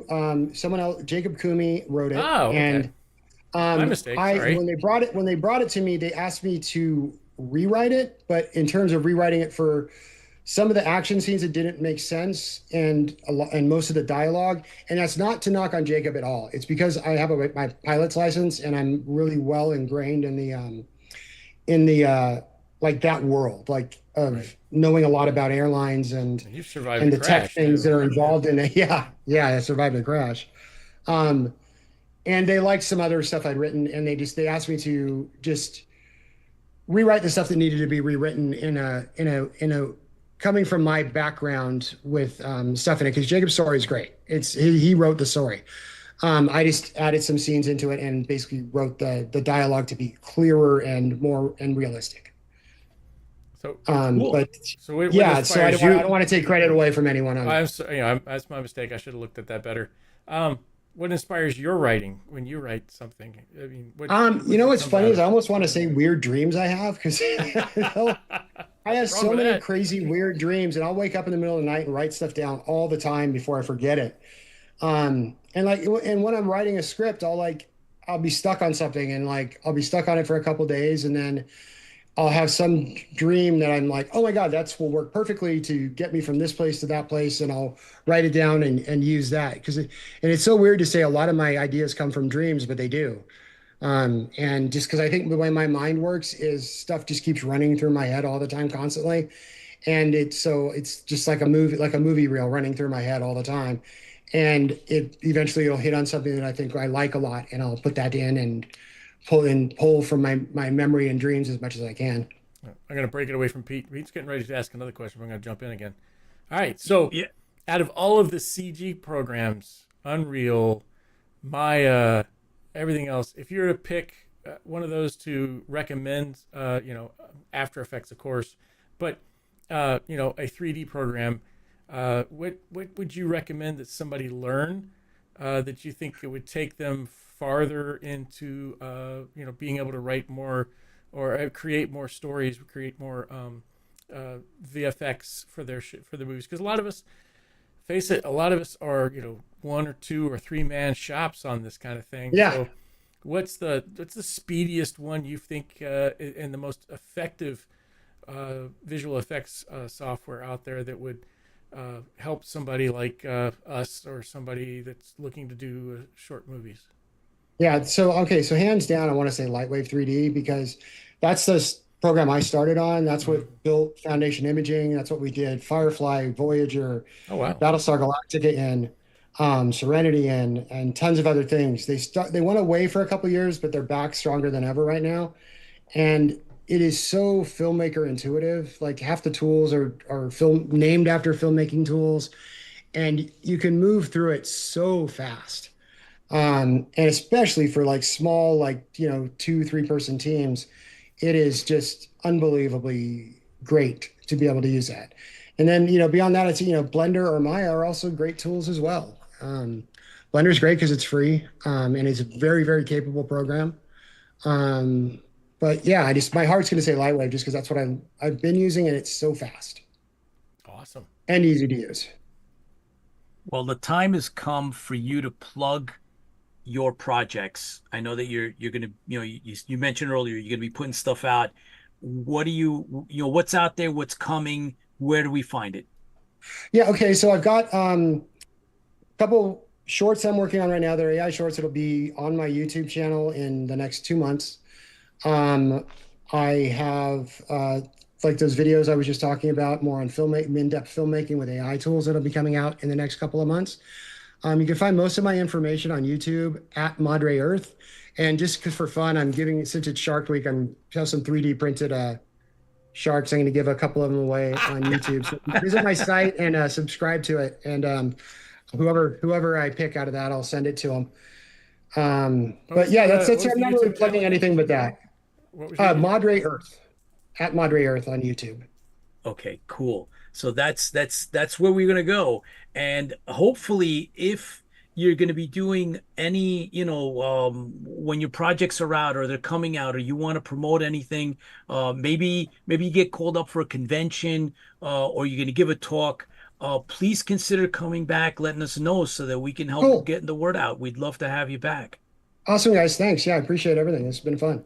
Oh, absolutely. We look forward to you, stopping in again. Oh, definitely. Yeah, cool. I definitely could sit here and talk tech stuff, and cool stuff all night. Unfortunately, we'd lose half our audience, I think. But right.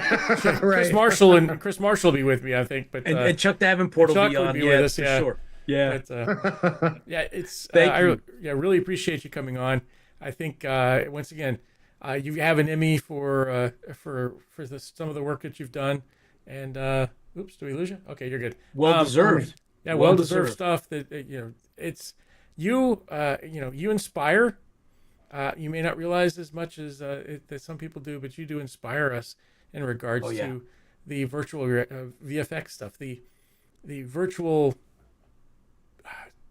worlds that you've helped build and create and put into our minds. Now, when we think of specific things, we see some of the things that you've created or you've worked on. So, once again, thank you so much for doing what you do, and thanks for coming on the show. Sure, anytime, guys. Thanks so much for having me. Yep. Cheers. Here's to you, fans. Okay, Feel bye. the fleet. Isn't that cool, right? Isn't that so cool that we are lucky enough to be able to have, these creators come on, right? I mean, you're talking at the very top of, their industry, Emmy winning, award winning, and that's so cool. And we get a little insight that we can actually, we can revisit this, right? So, I think there's so much there. I can't wait to go to his site and get more information. If you haven't had a chance to go there and watch some of the Facebook videos, and I'm going to find the YouTube channel here shortly, hopefully. I've been watching them on Facebook. I watched a couple of them too, and that's where I got that. He's talking about the AI he's doing and just stuff. really quick stuff, and it's so insightful when you watch something like that. It's like, somebody's there's somebody there that's in the business or has been in the business more than and he's got so much talent that you've got an idea of what goes through their minds and what's their opinions 100%. on things, and it really matters. It does, it matters. So we want to know more about their opinions and what they're doing. So I love the idea of Lightwave because I've never touched it. I've been messing with After Effects, of course, but when it comes down to 3D stuff, I just been working on Unreal Engine. And I'm a going to lot. take you up on the recorder too. You're going to send me the specs for Oh yeah, I the love recorder. that thing. Just Yeah, you so I'm convinced. So I'm it's definitely wear it going around to your neck, or you actually wear it on your wrist. You hit the button. I'm going to and get say one. something, and then it'll, there's a monthly charge to it in regards to how much you talk to it, but Right. it's not much. It's pretty cheap. So Right. it's a Well, yeah. fantastic thing. It's a fantastic thing to have. Maybe I should start selling these. Just kidding. It's a fantastic little device. Well, we I've been could put a link researching it on forever, Amazon. Yeah, We yeah. could I'll put put a a link link on for Amazon. It's Yeah. on Amazon, and I think So Commander Kane's with us. Paul Rotter, thank you for hey, joining. Paul. I know Mr. Macaulay is here too, by the way. Charlene is with us, and of course Doc Macaulay's with us. We promised that he would be able to come on and give us some updates, and we'll discuss some of our victories in the filmmaking world and the like. So let's see. I think he's here. So I'm just lining him up. He's a little blurry and off to the right. Nope, now he's off to the left. No, he's Quit moving. he's Quit moving. Quit. he's wearing an asteroids shirt, so he's actually moving around, dodging the asteroids. He keeps moving. Quit moving. Fine, you look like that now. Boy. Ooh. Welcome back, Doc Macaulay. I just finished off mine. Is that Guinness? Guinness. That's not Guinness. Is that? Oh, It's- hang on. There you go. It's so cool that you have it in a Guinness mug, Coffee. so that people can think that it's coffee, but in fact it's really Guinness. No, And- it's actual Guinness. Sorry, coffee. It's actual coffee. You got me to say it was Guinness. No, it's actual coffee. No, no. Yeah, no, I am- yeah. Kahlua Okay. in that? Yeah. No problem. We not bought yet, it. yeah. Whatever. Not yet, A little Kahlua in So, that'd well- make a really good coffee. Welcome It would. back, Doc Macaulay. Or How are Jameson, make you? an Irish coffee. There we go. I'm all right. Okay. So yeah, just coming on here to chat about all our latest wins, guys, which have been a lot. Yeah. And I have a Amazing. new book came out today, a new kids Yes. book, an activity book, which was nice. So Yep. the folks at Crystal Lake Kids, it's linked to Dr. Franken's Dice. It's called Dr. yeah. Franken's Puzzle Adventures. So if you have little ones and they're kicking around summer and they need something to do, this is a really fun activity book. And there's a couple of kids' stories in there as well, written by myself. So that happened today, which is nice. Tipsy, if you can, I working know, because it's on Amazon, so we could probably maybe even get a link to that. That would be kind of cool. And I mean, you're constantly, publishing, writing, doing. So Baz says that Asteroids was my fave as a kid. I remember spending a lot of my allowance on the arcade playing. And then when Atari came out with it at home, man, I walked a mile and a half to the store to get it, and Right. coming straight back, just playing it for hours. I mean, that was one of my favorites. So Well, one of my jobs that I had a couple of years ago was working on the Atari 2600 for a company called Antstream. Mhm. And what I did was we had officially licensed ROMs and we extended the gameplay. So like we had different challenges and stuff like that. So we had Asteroids and I extended out the code of Asteroids, the original code, and created little challenges and one life challenges and things like that. So I did all that. So I've actually worked on some Atari products wow, during that's my cool. career. So Very Yeah. cool. So welcome back, Doc, from Commander Kane, and from Eric O'Reilly as well. And Lola is go. she put up oh, there we go. There is I put up the link. there we go, folks. Yeah. And look, Okay. I'll put this plea out. If anybody's read my stuff and they've got it from Amazon or something, stick a review in. It just helps us with with more visuals, especially the kids stuff. So we're trying to get all of this is really getting kids into reading, doing, getting away from the screen. And as you can see, we've got our board game there as well at the bottom. This is it's Crystal Lake Kids, ABC Games, which I'm also a co-founder and co-owner of there at the back. So, and I became a co-owner and director of another game company this week, tabletop game company this week, Gold Mountain Games. So you will be hearing a lot more about that, about some of the new products coming from Gold Mountain Games. And there might be novels and things like that coming from those games. Nice. We had Corporation Wars, Claudia Christian's Dark Legacy's Corporation Wars, and we're currently working on some audio dramas for it at the minute. Very nice. How about any other projects? I mean, you've always got something going on. Is there anything that you could give us a hint as to? Well, we're all working on something with Eric Larson. We're working on two things with Eric Larson. We're working on a Battlestar related thing with Eric, and we're working on something brand new with Eric, which we're starting to sign contracts with in multiple media. So that will be fun when we get to talk about it. We can say it's a young adult sci-fi original, and that's about it. That's all we can really say about that. Okay. There's also another project that we are entering into production stage, and it's a documentary. And so that I forgot about that. Yeah, that was documentary about me apparently. Yes. So some poor it's bastard a biopic. called some poor bastard called Andy Brown had to follow me around. Yes, he directed. He directed it. Yes, we are going to be we're working on it. Don't look at the camera. And this bloody thing's right up into your face, you know. So yeah, I think in the documentary you get to see where I come from. There's going to be stars from Star Trek and sci-fi and stuff talking about me working with them. Stars from like comic books, comic book illustrators and things, and you know, so how we work together and all of that sort of stuff. You see, Lola, this is the bridge that I'm building to get to your question. So Lola wants to. Right. She says, "Gotta ask Doc, what part of Ireland are you from?" I'm from the north. So depending which part of the political divide that you stand in, it's either Northern Ireland or the north of Ireland. I don't give a shit. I really don't at this stage.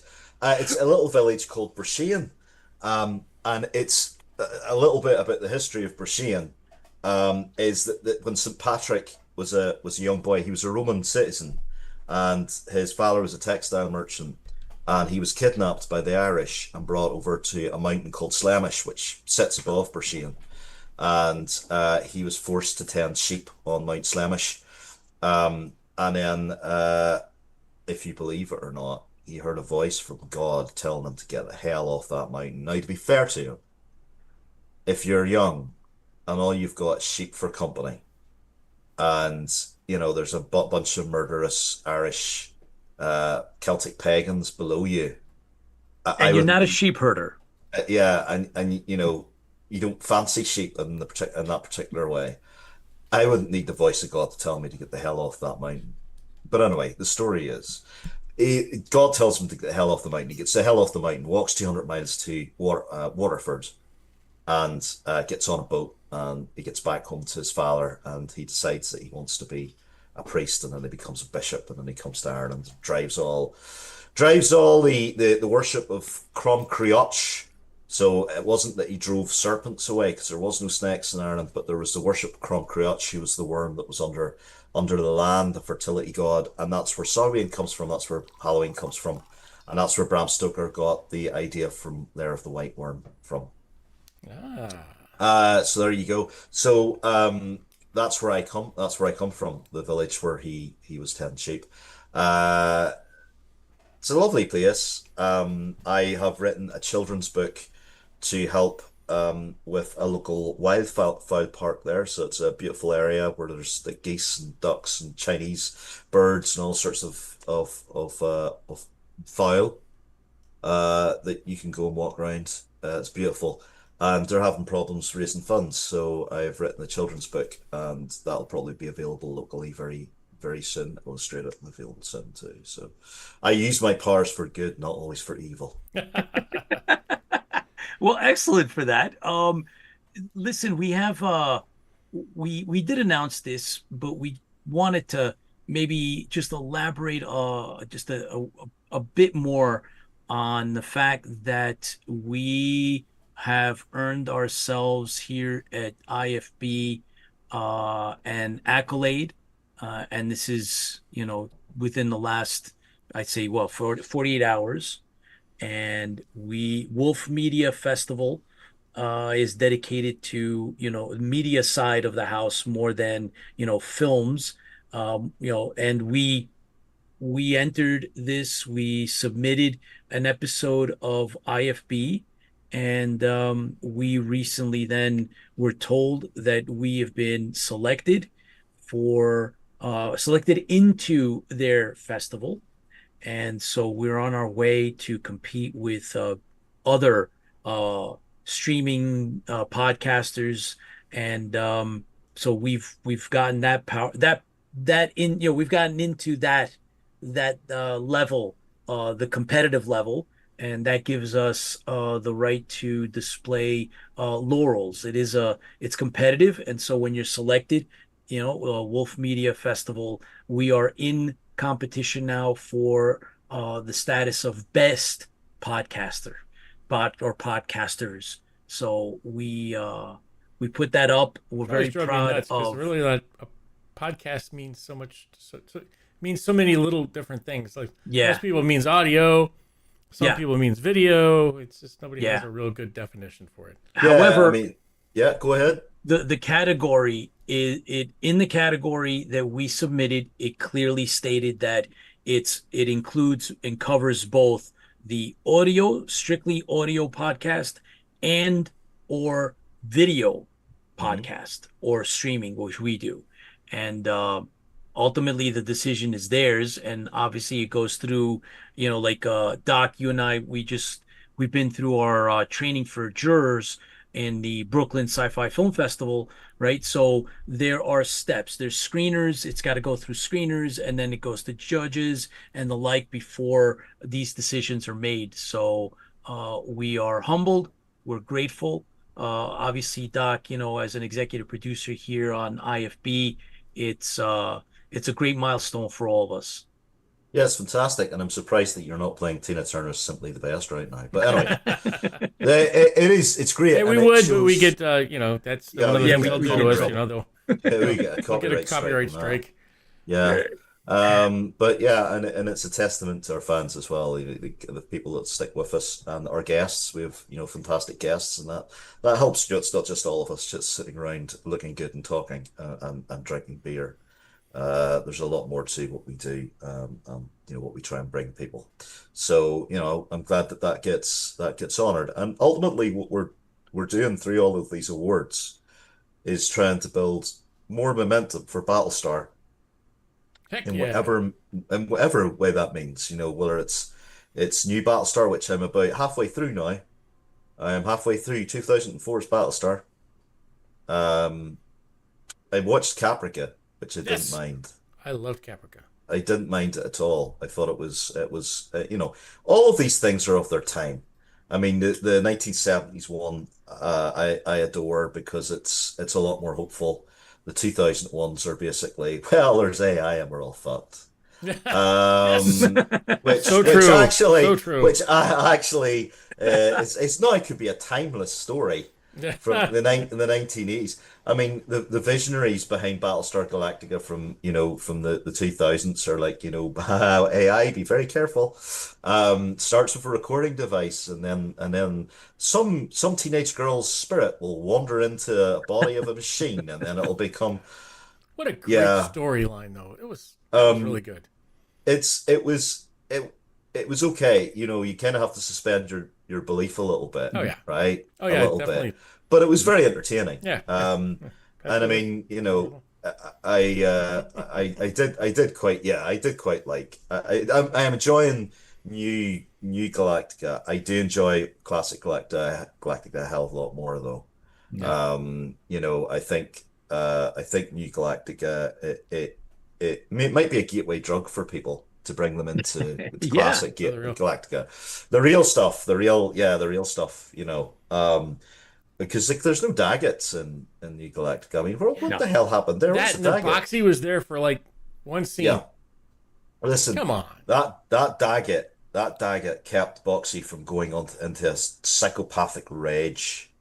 Like I was going to write a story where basically because Boxy has PTSD, he actually morphs into the serial killer. And it's he has murderous rage in his heart, and it's only the Daggett that stops that. It's actually Evie. Evie breaks out of the suit and starts stabbing people. Checking in those corridors. All right. See, you guys twisted this all into some craziness, man. But I think somebody's had it was a post up a little while ago. Of course, I put my 2 cents in on it. What was the most underrated character in Battlestar Galactica 1978? It had to be Muffet. Yeah, if it wasn't Muffet saved the Galactica. Right? Yeah, do you remember that episode? Yeah, he saved the Galactica numerous times. Yes. Yeah. But the main one, I mean, he went, if Mount Hecla for Gun on Ice Planet Zero, if the Daggett didn't go find help, they would have all froze to death, and the gun wouldn't have blown up, and therefore the Galactica would have gotten blown up, and the fleet would have got blown up. So that's it.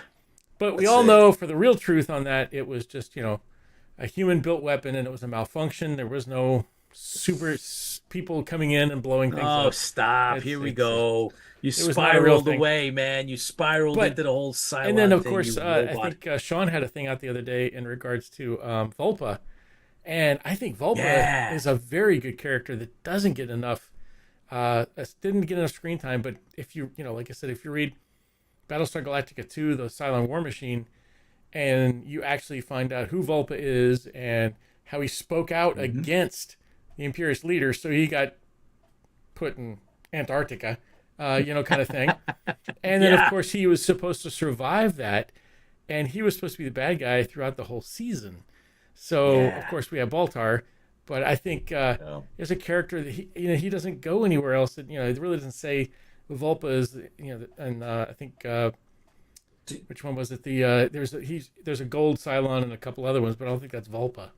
So the other underrated character was the male individual who played Jane Seymour's ass in the second part of the first episode where they're walking towards the of the pyramid. That wasn't Jane Seymour. That wasn't even a woman. That wasn't even a woman. That was a chap with a very well-rounded arsehole. So I think there needs to be a lot of credit given to that individual. There's the I bet he's not in the IMDb. I mean, there's probably a lot. He's not an IMDb for that. Listen, because if you're walking and you try and clench that hard to make your bum look that good, I mean that's fair play. But these are all. If you get the Battlestar Galactica Blu-ray, you will find out all these fascinating facts and all of these. I mean, it's lovely. We get to chat to Eric. I think tomorrow. Hopefully Eric's. We are. I think we're talking to Eric tomorrow. We get to chat to Eric. All this stuff. Obviously, we don't talk about the minutiae like that, but it's we have gone into detail over. And he just got finished. Helping Knight film Rider. The Knight Rider documentary, and Knight Rider's coming out in 4K. It was Ultra 4K. Ultra 4K. So I know I'll be getting that for sure. So I'm a big Knight Rider fan. I love all of that stuff, right? So we in Ireland we got it like a lot later than you guys did because like I grew up in the late 80s.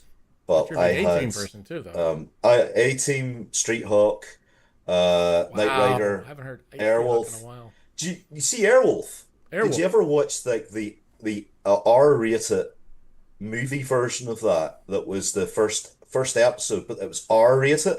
No. It was like in the strip. There was like the Arabian strip club and stuff. No. Right, go and get that. So it's out on DVD. Originally, so when it was originally broadcast, it was R-rated. It was really violent. There was swearing.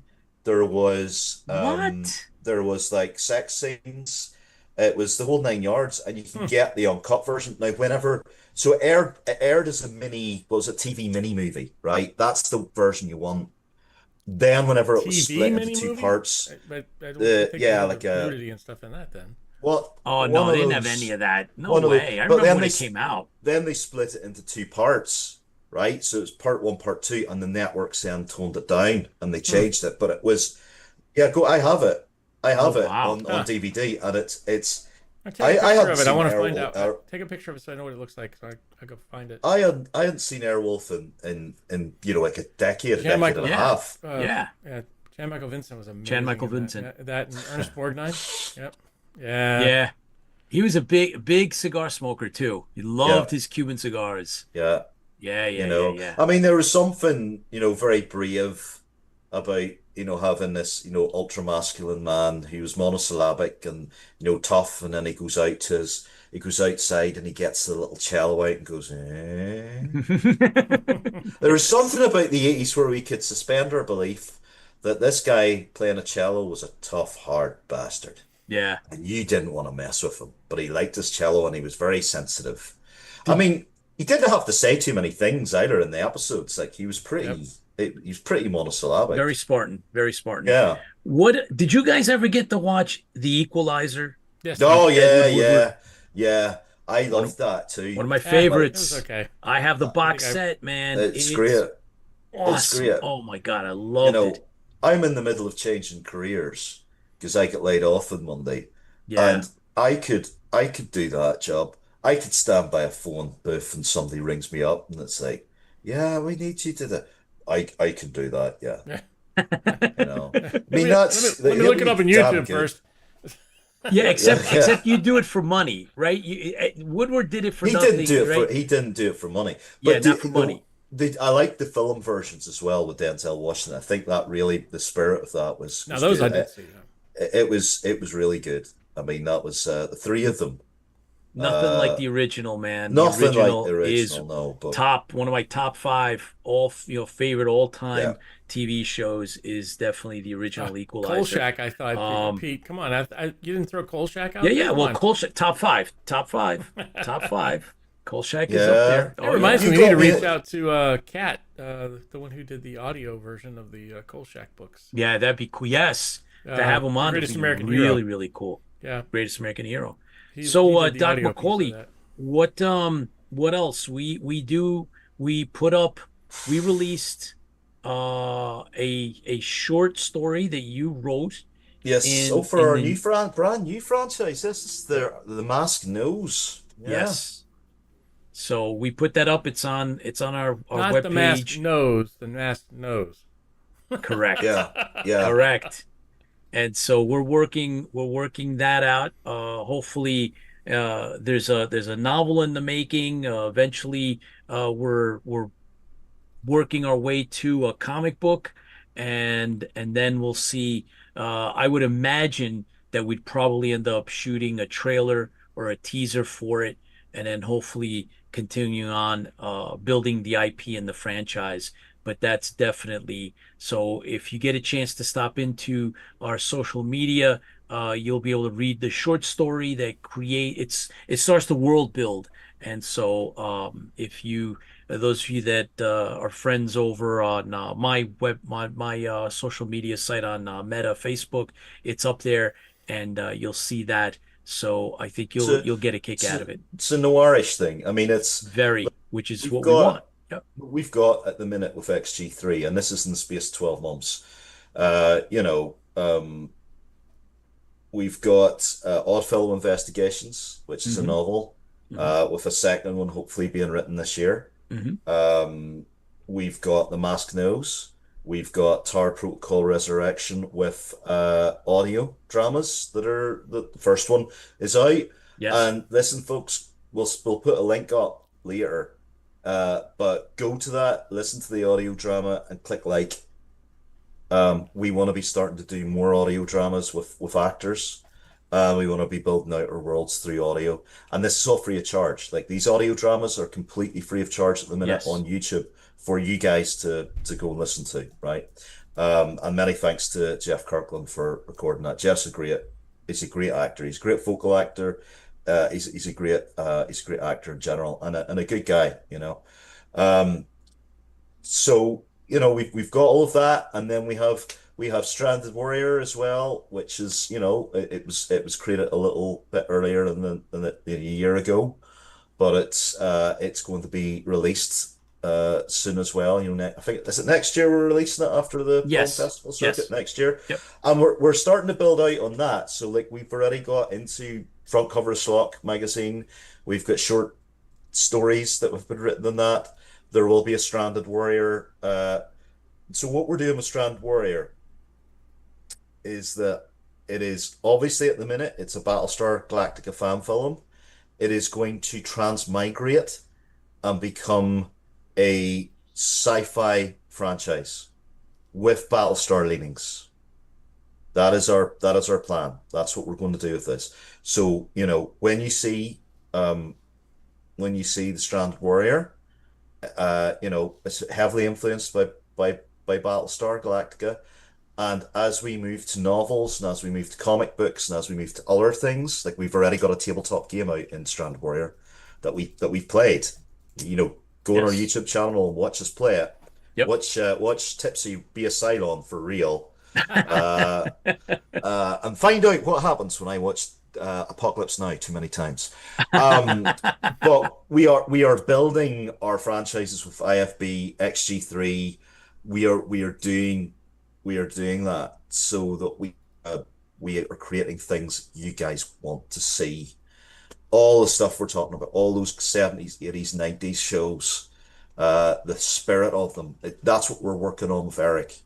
And Eric doesn't just team up with anybody. And he's put a lot of faith into IFB and XG3. And it's because we want to do shows that are in the spirit of what his father pioneered. So look, that's I'm coming off the soapbox now, but that's what our mission statement is for IFB. This is why we're pushing on. This is why these awards mean so much to us, and your support means so much to us. Just those shares, those clicks, those little supportive comments, they mean the world to us, because it's not easy to get this stuff out. It's very, very, very hard. I knocking out these novels, but there's a lot of mental discipline. There's a lot of worry about them when they go out. Are they going to be any good? Is anybody going to like them?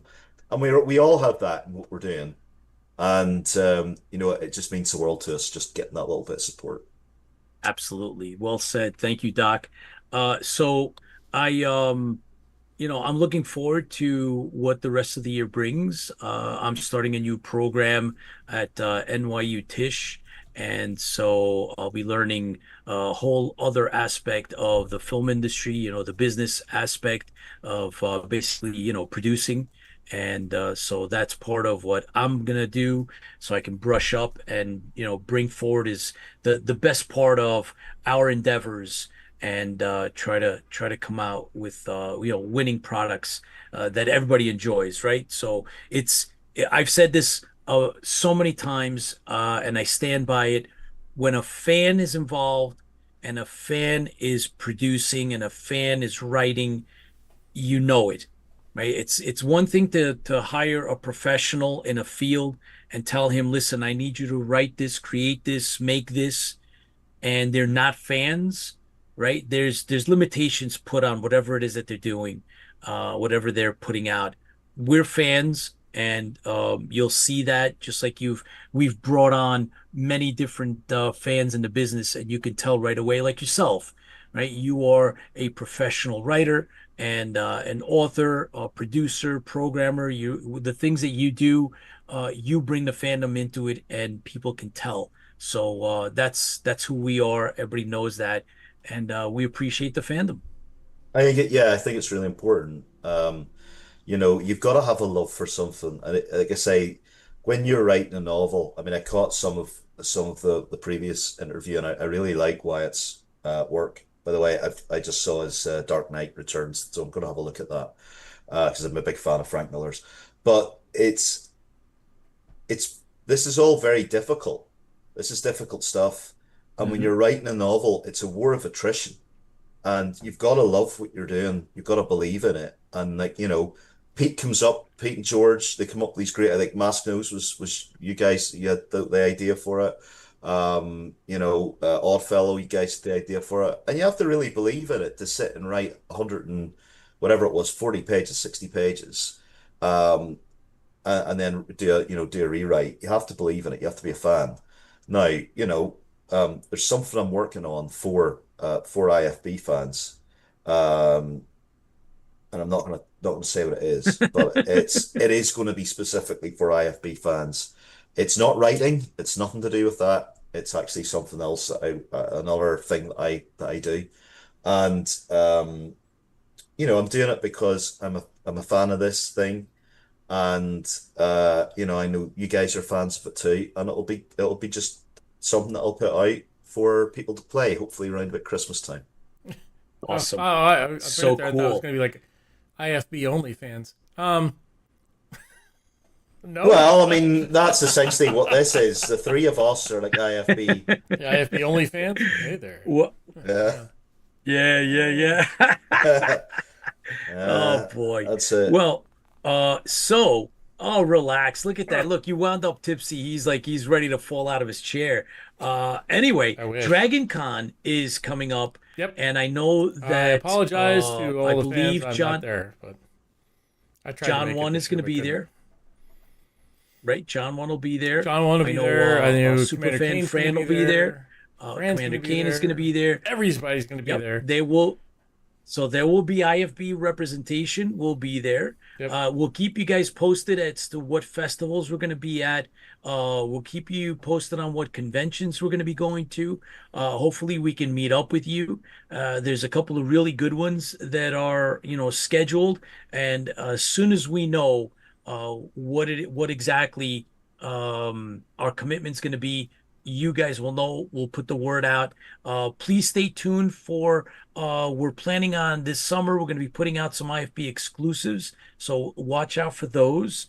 I know, Doc, we've been talking about what exactly we're going to how we're going to put the word out. So I think we discussed a little bit about, when it comes time to the release of certain books and certain things, that we're probably going to do small segments, probably like exclusives. So watch for those. Those are going to be coming out. We'll do those, and we'll give you the opportunity to talk to us about, like ask us how these things were created and all sorts of things, right? There's your IFB only fans right there. Okay.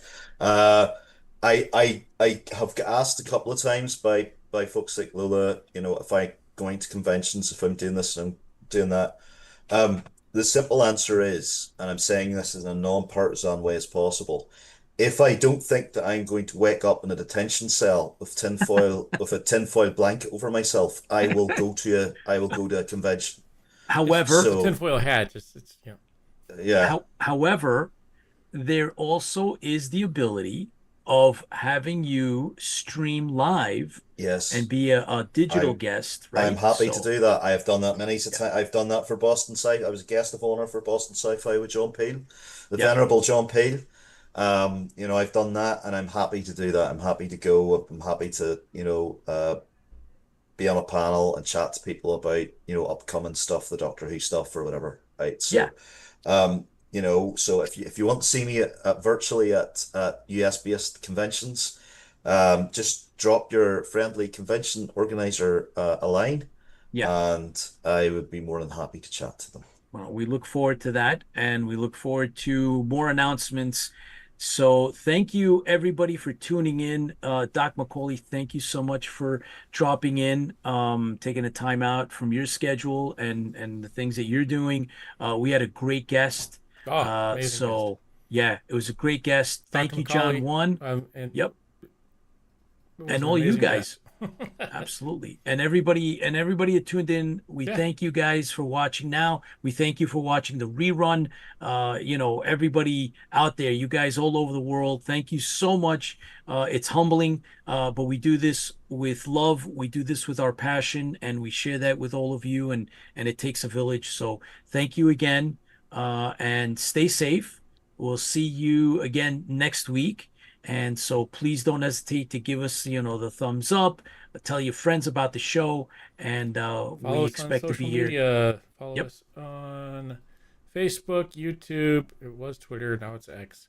But I could definitely still have to go back and change that, I guess. But anyways, don't forget to check those out. Make sure you hit the likes. Make sure you hit the follows. We have a lot of people who have you got to hit the follows on too, YouTube guys, please. or on Facebook, but never followed us. And the numbers make a difference. They people, do. We want to, when we go to people and say, hey, we've got this many followers, we get this many people, it's important. So, anyways, final thoughts. Thank you for being here. Thank you, Dr. McCauley. Thank you, Pete. And thank you for our wonderful guest. And we will see you next week. Same bat channel, same bat place for those people who are loving the Batman thing. And we will be here at 8 o'clock on Thursday.